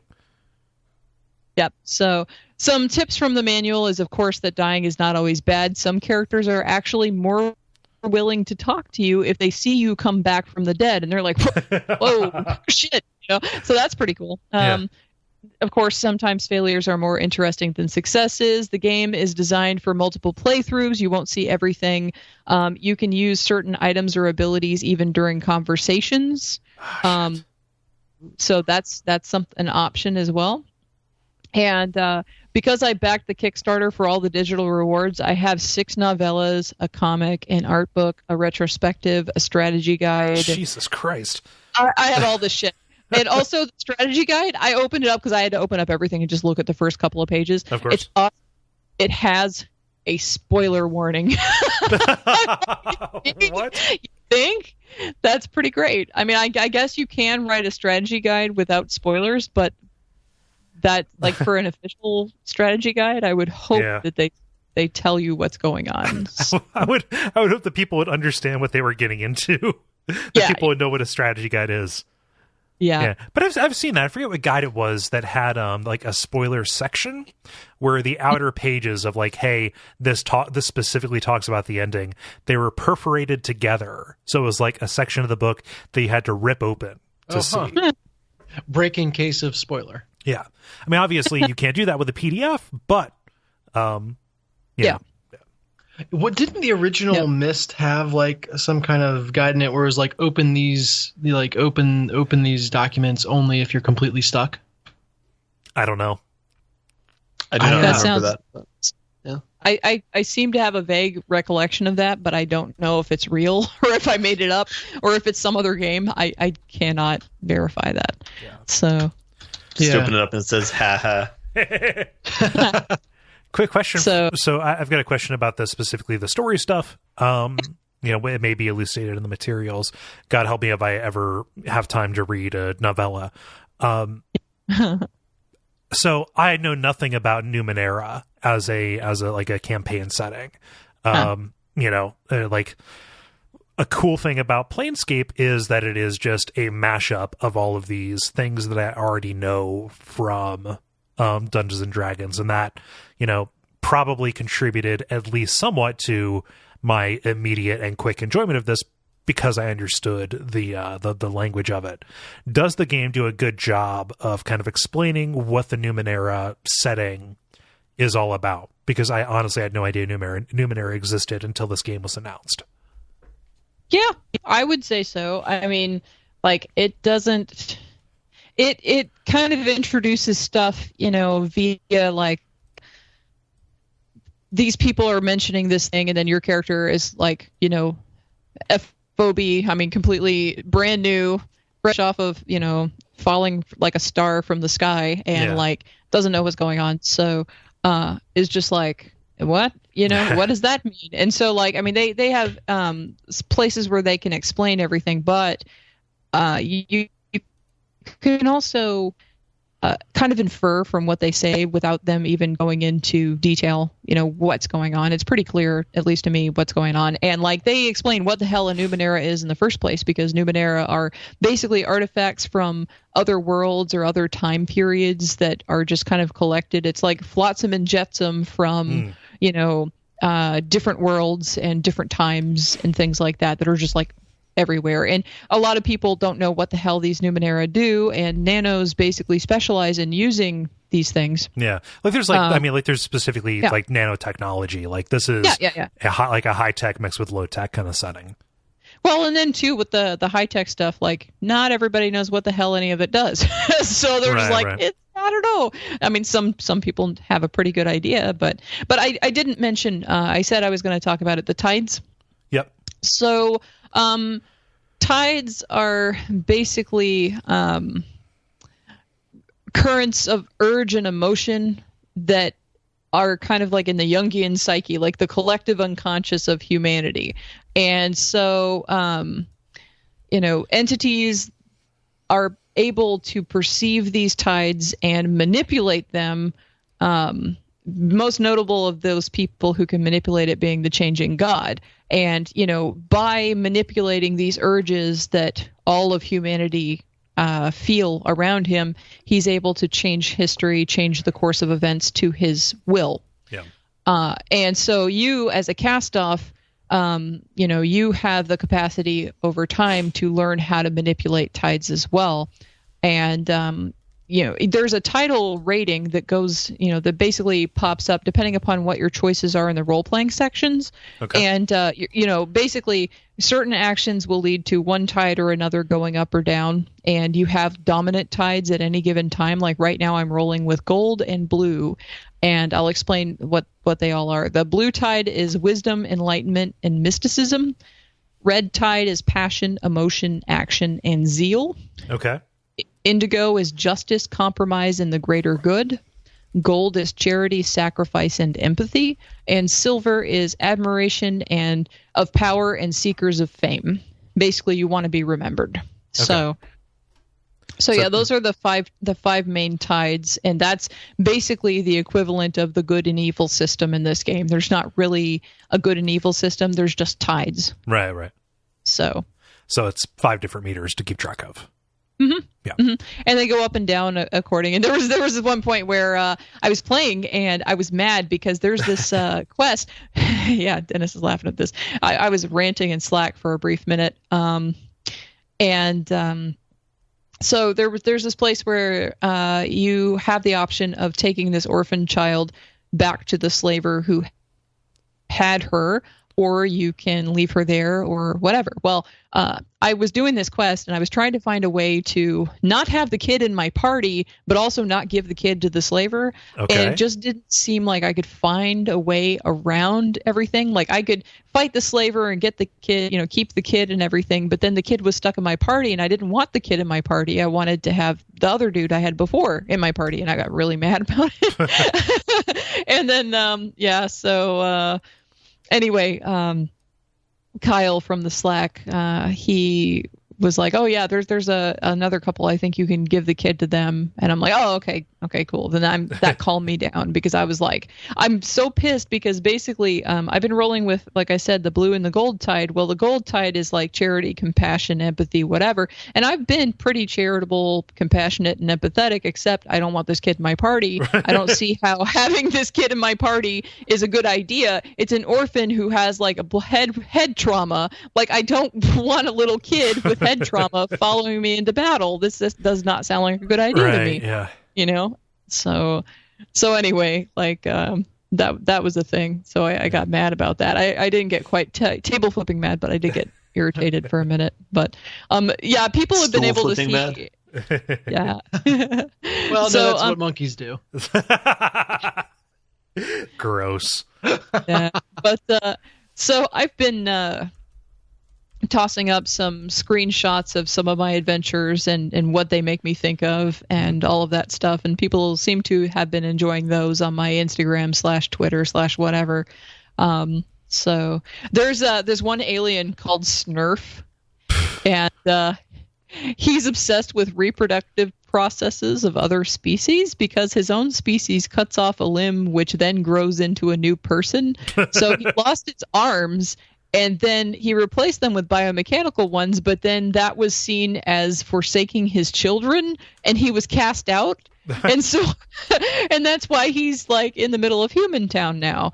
Right. And the arms, by the way, have idle hands, and he tells you that they would kill rats, pick locks, and whatever, like when he was resting. So he made them take up knitting. Nice.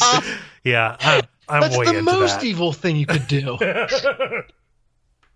So I mean, like there's some comic relief. Like there's a character named Eratus, and Eratus is just, he's the dumb dude who just like wants to go off on adventure and like whatever sounds like the most adventurous and interesting, that's what he wants to go do. And he's really simple, but he's very funny to me. Okay. So he's constantly in my party. And then there's another guy named Tibir who is basically, he's a jack, and he is like a pirate guy and all that kind of thing, but he actually has a soft spot for that little orphan girl that I want to abandon somewhere. So he's the actually monster.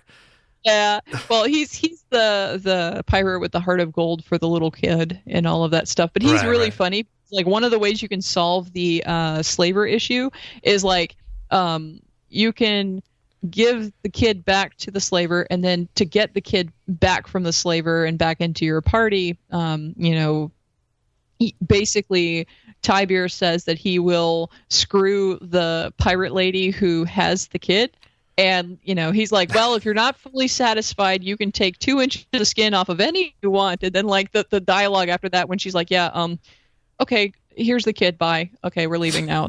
Yeah. Like she was just all flustered and like, oh my God. So he's like a smooth talker type or whatever. Yeah. So it's pretty funny. But yeah, I've been having a lot of fun with it. Particularly because there's not a lot by way of battles or crises, at least so far. I'm having a lot of fun just doing all the RP, stuff in town, just talking to people and trying to figure out solutions to problems that don't necessarily involve any kind of combat or anything. So it hasn't hit me.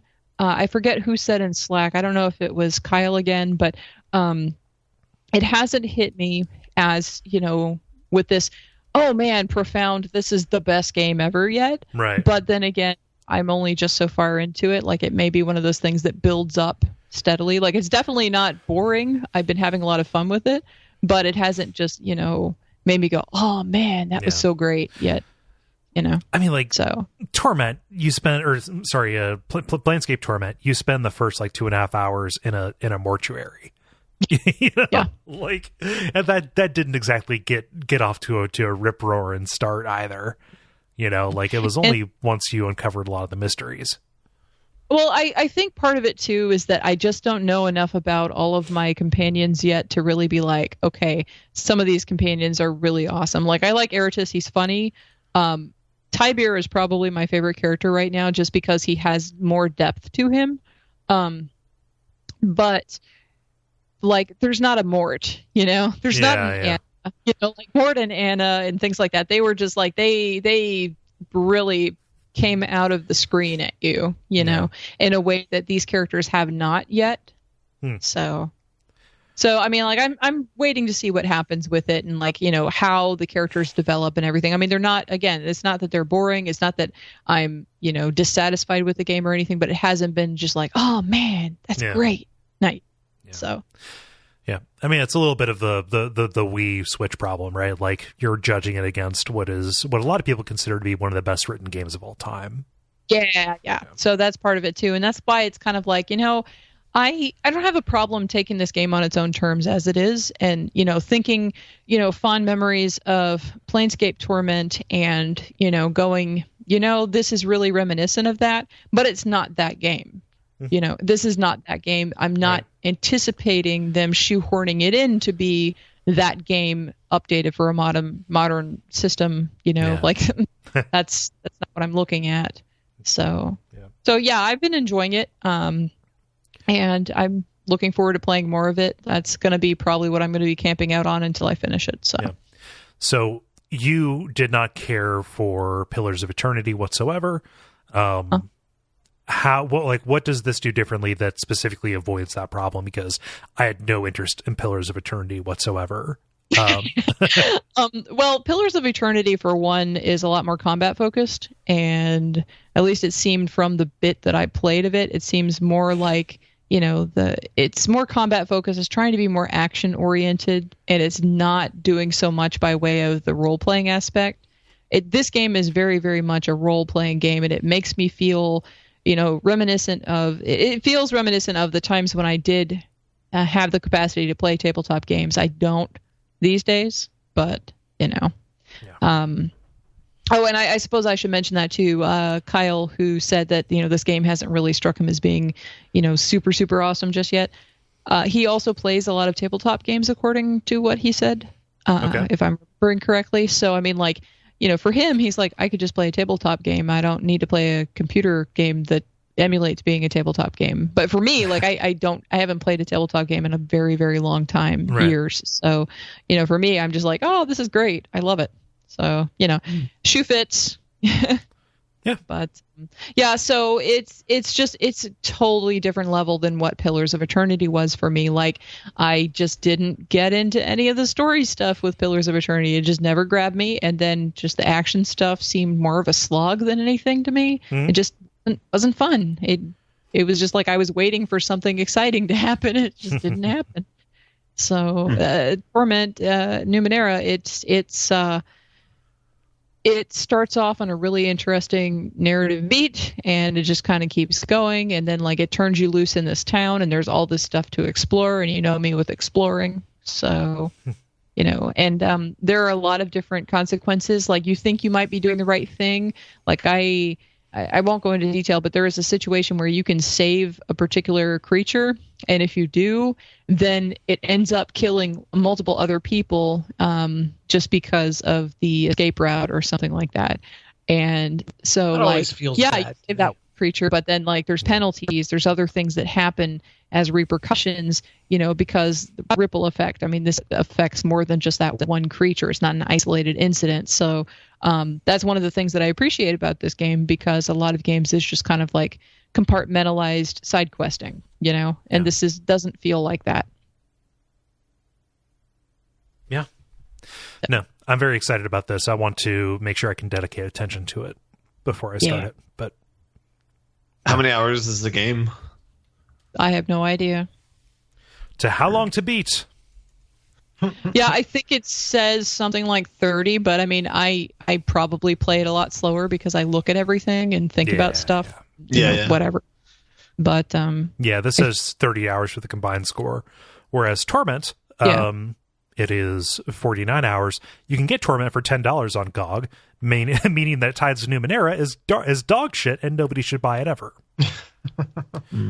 No, I'm just I am playing the part of somebody in a comment section.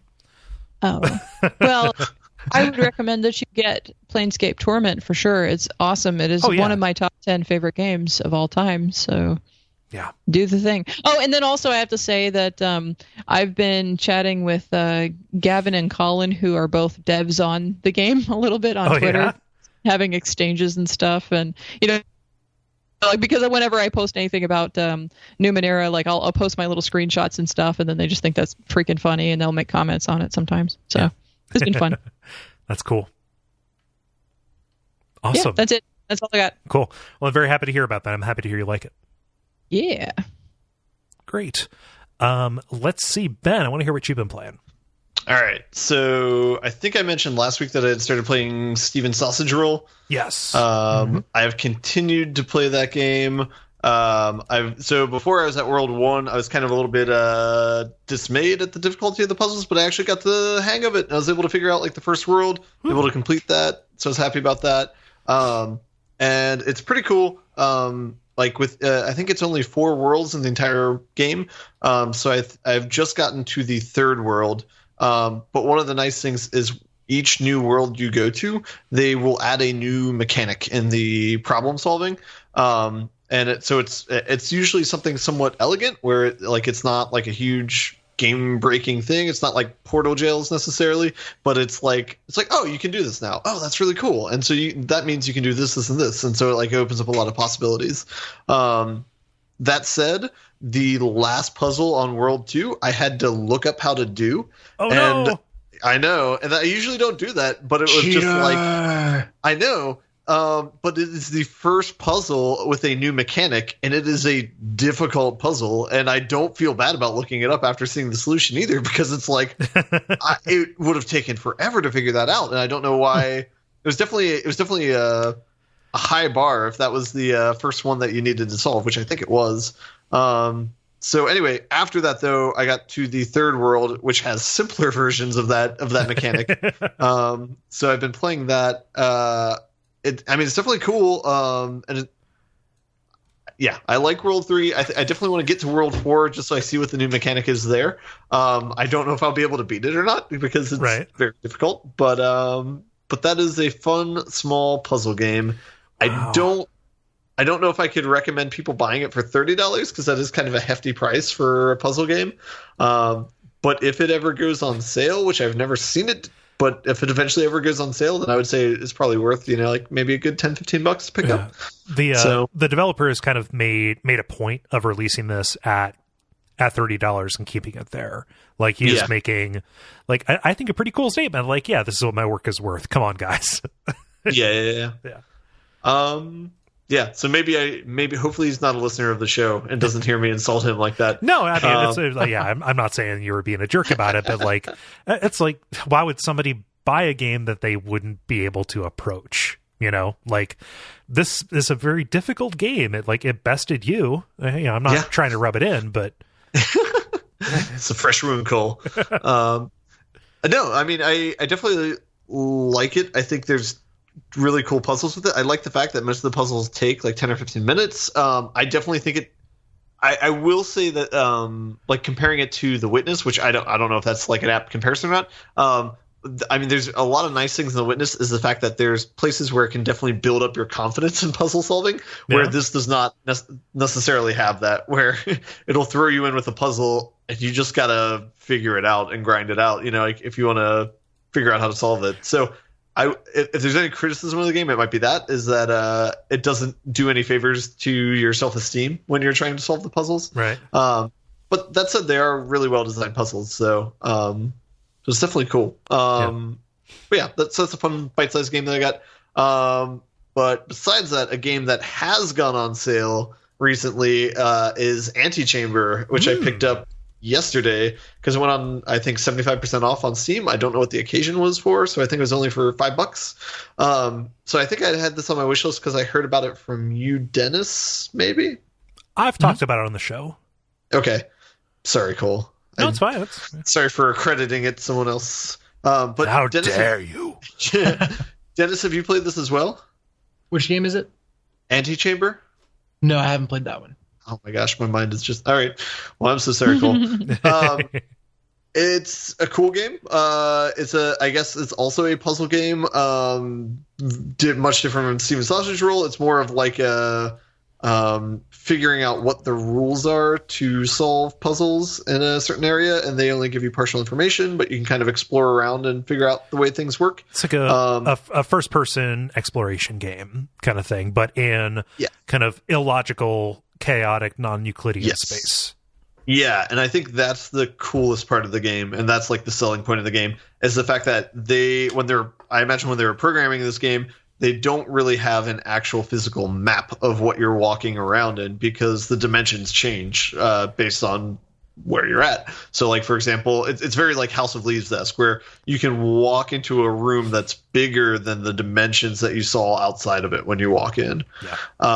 So that's just really fun to explore that aspect of it. Like, I've played like less than an hour on this. I just got it yesterday. But that seems like a really cool game. I haven't, there's a lot of puzzles I haven't solved in it. It's like maybe like half the puzzles that I've seen, I've been able to figure out, but the other half is just like, I have no idea what's going on. So I have to like walk around and go somewhere else to maybe come back later. It's very open like that, right? Like there's very little gating in terms of what you can actually do. Like you have a gun that will shoot different colored blocks or interact with different things. Like that's the way they gear gate you for certain kind of things. But like a great deal of the game is actually like achievement hunting almost. Yeah, and so the one thing, since I'm kind of new to this, there is a timer on that is counting down to something. But not exactly sure what happens then. I don't know if you have to start over or not, but I don't know. So I don't know if that's a spoiler or not. I don't know what the spoiler would be if there is one. But Ben is sorry for spoiling something that he doesn't even know he's spoiling. Possible spoiler alert, yeah. But the opening menu is really cool. Like, so I mean, they'll give you feedback. They'll give you like a map of what you've explored so far, so you can kind of like wrap your head around all the different areas that you're exploring. Yeah. But I don't know. It's definitely cool for that aspect of it, where it's very much like the mechanic they had in Batman Arkham Knight, where you turn around and new shit's there. It's like a game of that, Yeah. So. To give you a sense, like listening, like an audio description of some of the stuff. Imagine walking into a circular hallway that as you're going, it seems like you are just kind of like trapped, walking around this pillar almost. But if you turn around immediately, the exit is behind you, no matter how far you've gone. Stuff like that. So there's another like circular hallway where you have to go around a certain number of times. Yeah. And then it eventually pans out to something too, where you might like doubt yourself, but like you need to walk in a circle 10 times and then you'll come out somewhere else. Oh God. Yeah. Yeah. Or like different boxes or pillars will have different things inside of them depending on which angle you look at it from. Just a bunch of stuff like that. Like they are, I don't know if they're pushing the Unreal Engine 3 to its limits or not. It's very similar also if you've played the Stanley Parable. I can say that without prefacing it because David is not here. That's right. They've done they did some very similar kind of like space fuck kind of things in there. So okay, yeah. There's a lot of cool moments in the game too, where either the puzzle's kind of cool or like they're just very good at trolling you. So yep, yeah. So that and Rocket League. That's all I got. Cool. So it's puzzles in Rocket League. Yeah. Dennis, how about you? Yeah, I've been playing a lot more Horizon Zero Dawn, and it continues to just amaze me and delight me in every single way. So I'll continue to glow about it for a bit. But seriously, Ben, I'm excited about the idea of you buying this game, even if it really is just so you can trade for Zelda. I've actually been a little bit salty because every time I go to a gaming news website, it's completely dominated with Zelda headlines. Like I think I counted on Polygon at one point, and fully like half of the articles for like the first couple screens were Zelda. So I mean, that's fine. It can dominate people's consciousness, but man, I wish Horizon Zero Dawn was getting a little more love. It's got to be the title, right? It's a very generic title. It's Teflon the title. And at least so far, I have no idea what the title has to do with the game or the world or anything. So it's such a dumb name for a game. It is, but it is such a great game. I'll start talking about the story, even though I won't go into specifics. I've been very happy that as I've gotten deeper and deeper into the story, it has stayed focused on the now versus explaining what happened to get the world to this point.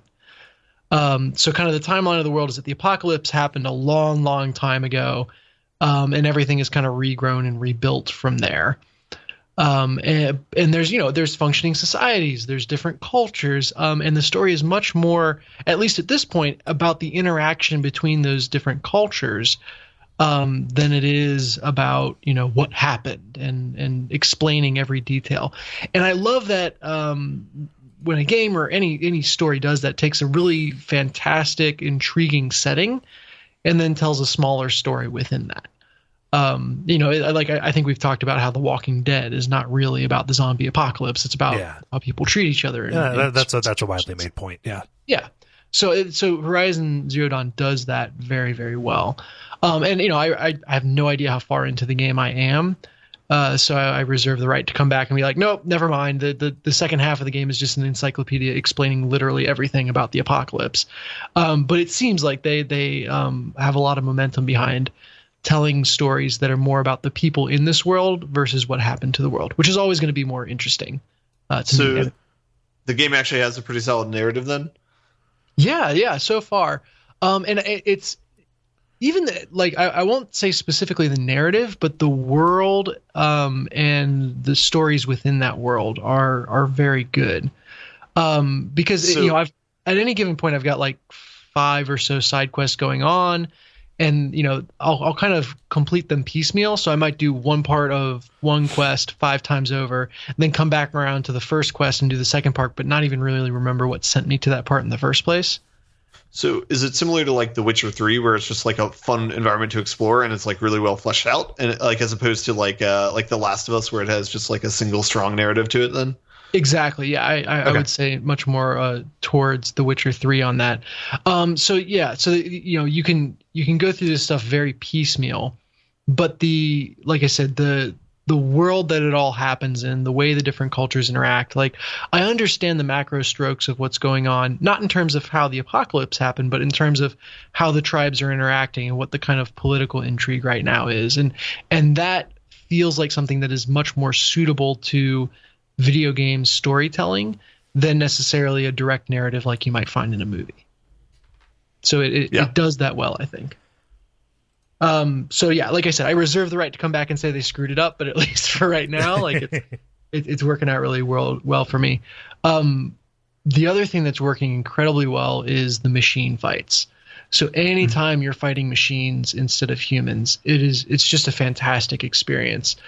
I think I mentioned I'm playing on the hard difficulty level, so I don't know how much that impacts between hard and normal. But every time I encounter machines, it's kind of gives me pause to stop and think and plan.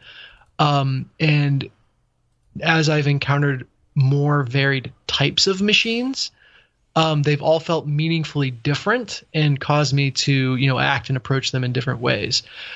Just stuff like there's glint hawks, which are flying robots, which have me using one set of tools, a weapon called the rope caster, to like tether them to the ground so I can get an easier shot, because they're basically impossible to hit while they're flying around free. Or there are machines called snap maws, which are essentially alligators. And this was really interesting. I was kind of on a bank and kind of looking down on some snap maws that were in the river.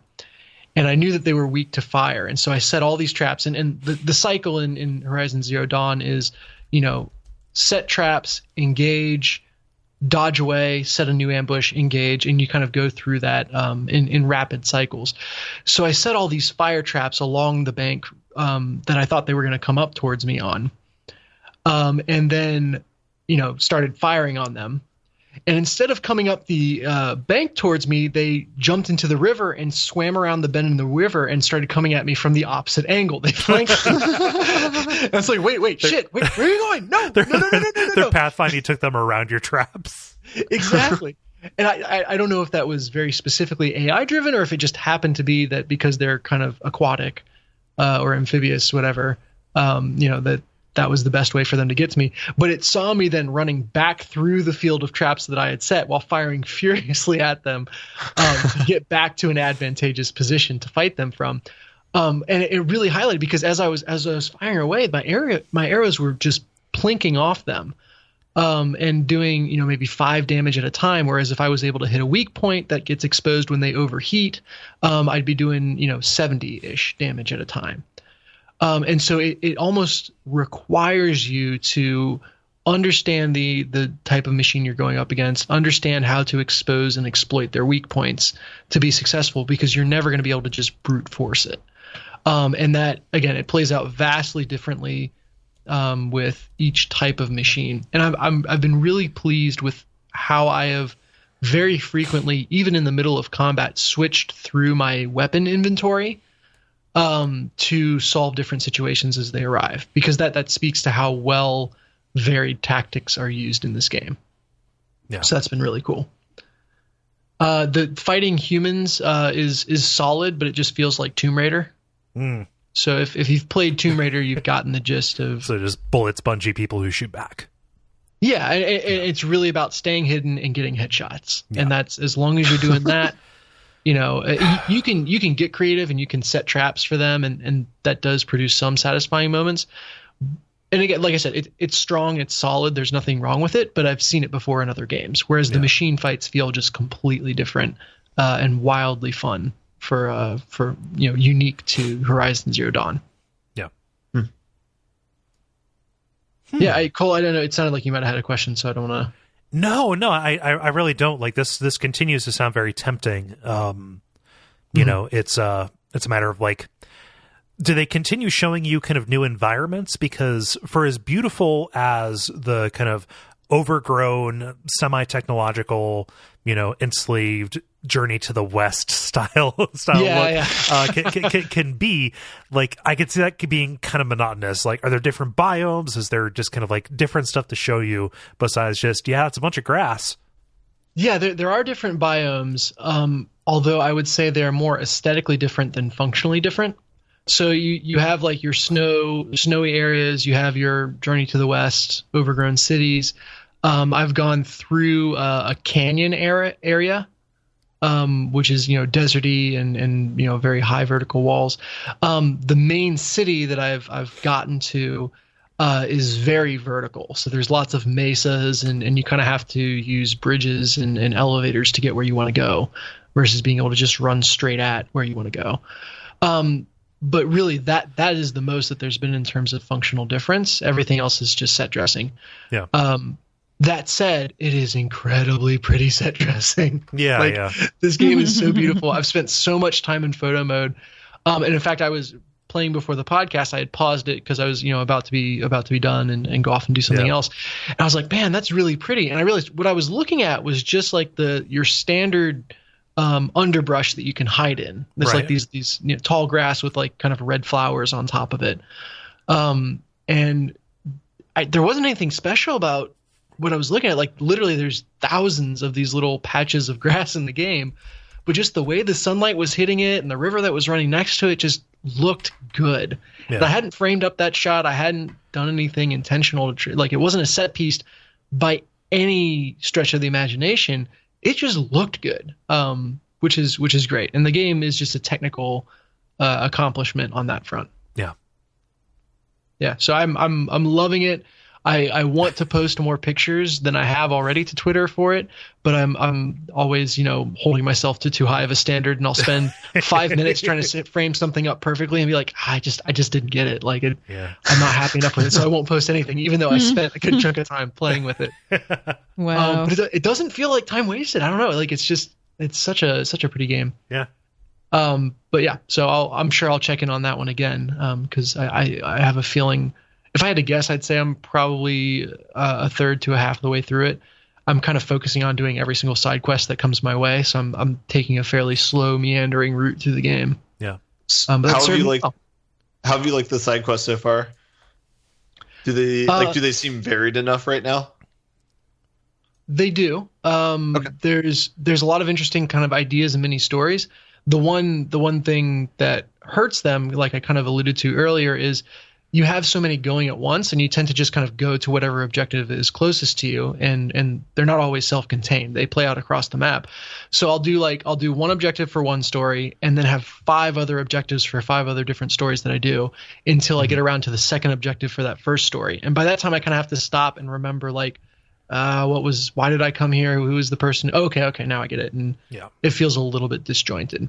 But in general, the ideas are good. Like I also, this is probably a great place to mention. I mentioned, hey, great, strong female lead last week. But in general, the characters in this game are incredibly diverse in every imaginable way.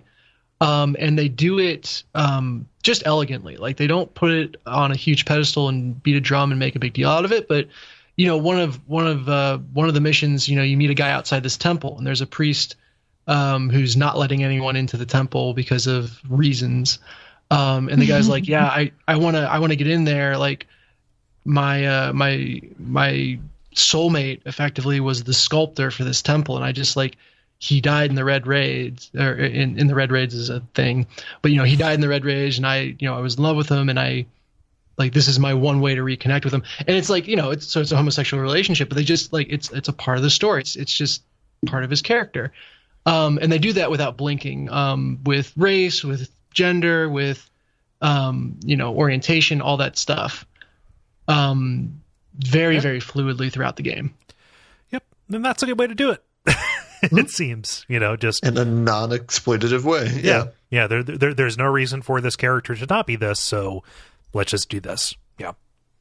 Yeah. And I think I almost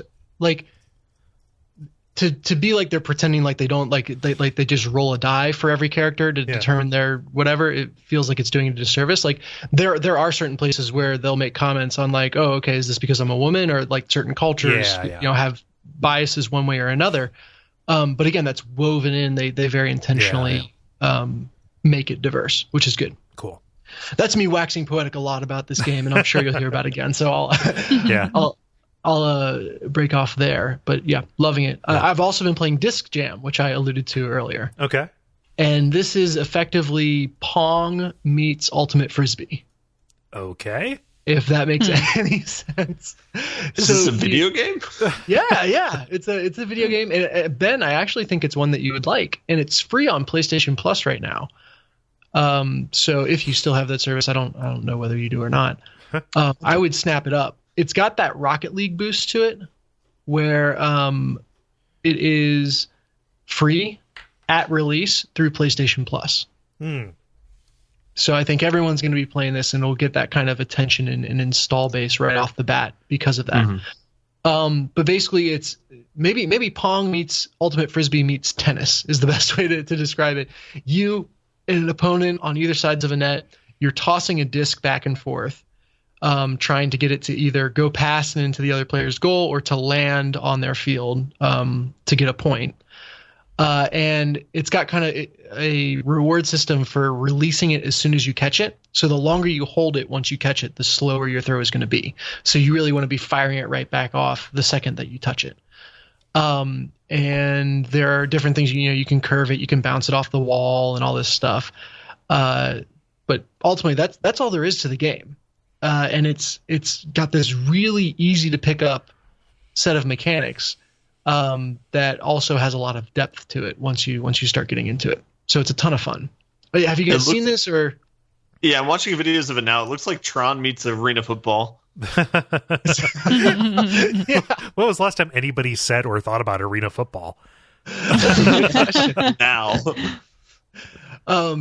Yeah, so really fun. I will criticize. I think the angle of the camera is just a little bit too low to the point where it hinders depth perception, and that feels like it's. I'm sure people get used to it with enough time, but I've found it's just abusable. As long as you throw your disc at like a 30-degree angle and it's bouncing back and forth, it's really hard for people to judge how to intercept that. Yeah, I'm watching a video. The shadow isn't very perceptible, especially when it's on the other side of the net. Yes. So that maybe I'm just a rookie, and that's, I'll get used to it, like I said. But I would love the option to just kind of ratchet up that camera by 10 degrees or so, and I think that would make the game a lot easier to pick up, and wouldn't there's no reason for it to be as low as it is. Yeah. It's not like there's anything like in the stands for them to show you. Exactly. Yeah. Yep.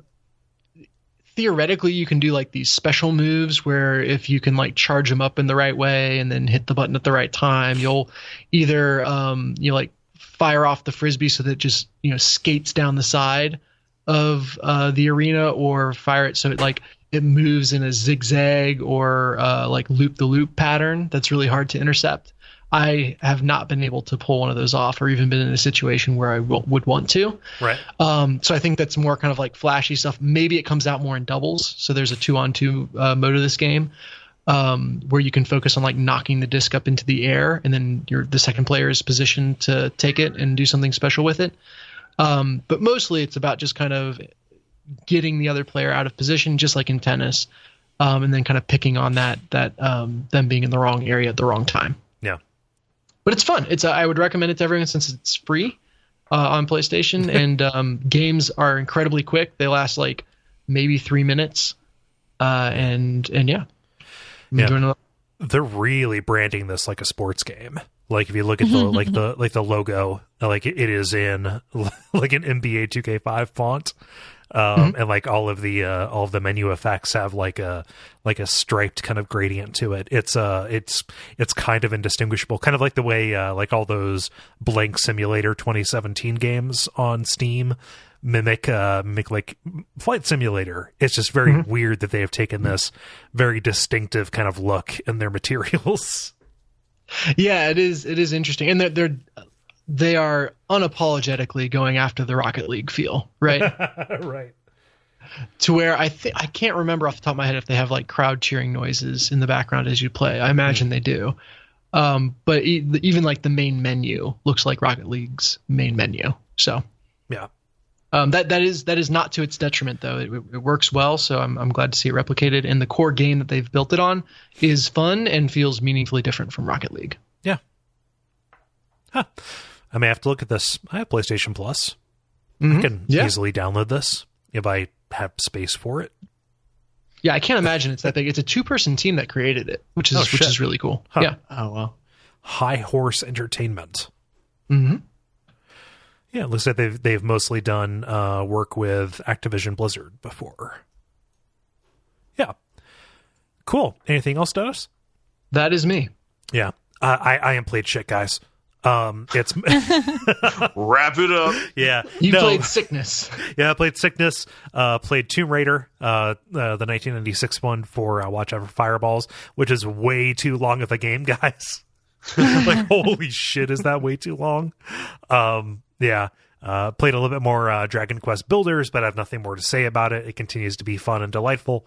I like building stuff. And played a little bit of Zelda 2 on the old 3DS. But what new needs to be said about Zelda 2? Nothing, I say. If I can give a pro tip, what I will say, check out the Legends of Localization books. Actually, they're sold by Fangamer, I think. Done by kind of a professional professional game localizer who has worked on a bunch of stuff, but also had a hand in the Mother 3 translation, the sequel to Earthbound. There are 2 volumes out now. This sounds like a fucking commercial. I don't mean it to be that at all. But I got both of them. There's one about the original Legend of Zelda, kind of comparing the original Japanese text to what made it over here in America, like going so far as to talk about like different versions and like ways they tried to fix typos and bad information in later iterations. And then there's this massive book about just the effort of translating Earthbound and also doing a bunch of comparisons of like different dialogue boxes in different places throughout the game. It's kind of ridiculous. And I'm super happy that I have it to like kind of pour over when I am not dying over and over again in Tomb Raider. Or in real life with sickness. Well, yeah, true. So yeah, that's been about it. Sorry guys, I failed you. At least Lara Croft's probably not being brutally murdered in this one. It gets pretty rough when she dies by a fall. She collapses in a very predictable kind of way. Like it's not like it's ragdoll. It's just kind of like, hey, this is the way that Laura's body is going to collapse. The thing is, it doesn't work like joints work.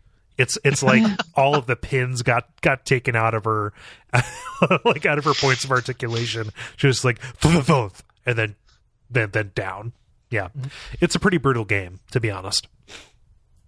Oh, well. Do you all want to button it up? Button. Sure. The credit. So thank you so much for listening to this episode of The Level, episode number 188.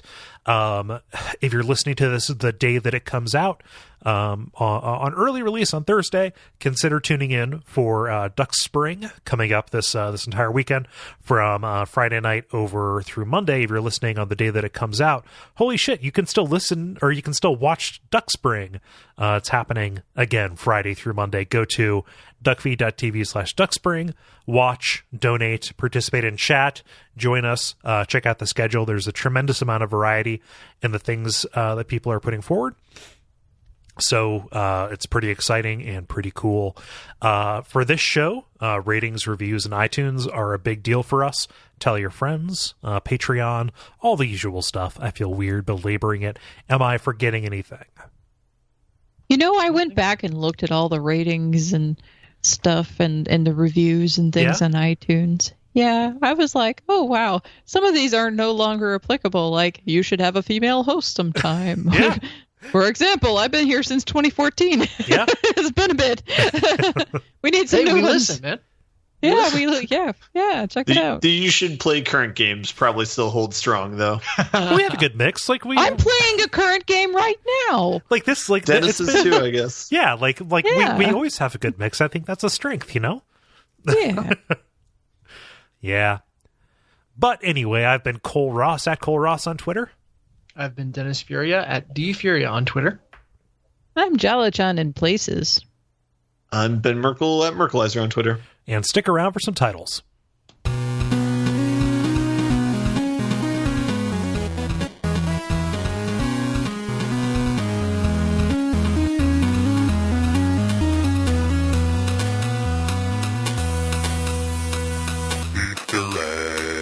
All right, who has some titles to put forward? I got a bunch. Okay. Tables are not people. Okay. Pun Nintendo. I don't know how to how did you stylize that? Just one word. Pun Nintendo. Okay. Quantum Bus. Sorry. I hate to laugh at a thing I said. And you laugh pretty hardcore, too. Sorry. You like that one. You like the Quantum Bus. Okay, Switch Hunt. Okay. Mm-hmm. Console Desert. Console. Okay. Vicarious Fist Thumping. Mm-hmm. And Boss Box. Boss Box. Okay. Dennis, how about you? Yeah, so I second Quantum Bus and Switch Hunt. Okay. I also had Ollie Don't Digital. I was thinking about putting that one, but Yeah, that one struck me. I also had Vicarious Fist Thumping. Okay. And that's it. Ben, how about you? I think I had literally mine is a subset of Jalas, with the exception of I have tables are people instead of tables are not people. Okay. What were some of the ones that you had for Jala? Because I keep track of ones that have multiple votes. The Quantum Bus, the Witch Hunt, Pun Nintendo, and Boss Box. Boss Box. Box. I like Ollie as digital though, or Ollie don't digital. Ollie don't digital. Ollie don't digital. Okay. I had Switch Hunt as well. I had Stool Flipping Mad. And a big cloud of mystical bullshit. Just don't can't actually use it. Right. But you want to put it forward. That's yeah. I will put it up there just to be vetoed, but it still was a very funny turn of phrase. It's a good one. Yeah. Can't you just do mystical BS? A big cloud of mystical BS. It feels like you need to go all the way with it is the thing. Yeah, I guess. So if it's by votes, it's Switch Hunt or Ollie Don't Digital. For ones that are kind of down, no, not down there, but things that had multiple votes. There was Pun Nintendo, Quantum Bus, Vicarious Fist Thumping, and Boss Box. I like Boss Box a lot. Really? Yeah. It indicates the like what the multiplayer is. And just that alliterative title was funny, but I will be overruled. I'm willing to be overruled. Well, anybody else want to make a case? I kind of like the idea of Ollie don't digital because have we named an episode after any of the listeners before? No, I don't think so. There was why not what's his? Did we actually use that title? Yeah, we used that. That was Why Not Lyle, but that was actually that's about the dog. Yeah, that was about the dog. Yeah, yeah. I like What Ollie. did he name his dog anyway? I don't know. He needs to tell us. This is still in the episode. Like it's still there. Ollie Don't Digital. I'm good with that too. Let's do has that. Similar. Yeah, let's go for it. I don't know if this will be precedent, but that was funny enough, and we liked it. Yeah. Done. Okay, I will put brackets around this one. Cool. All right. Well, I need to go and get to bed. You do need to get to bed. Sleep well. Yeah. Night, everyone. Good night, everybody. Have a good week. Night, guys. See ya. Bye.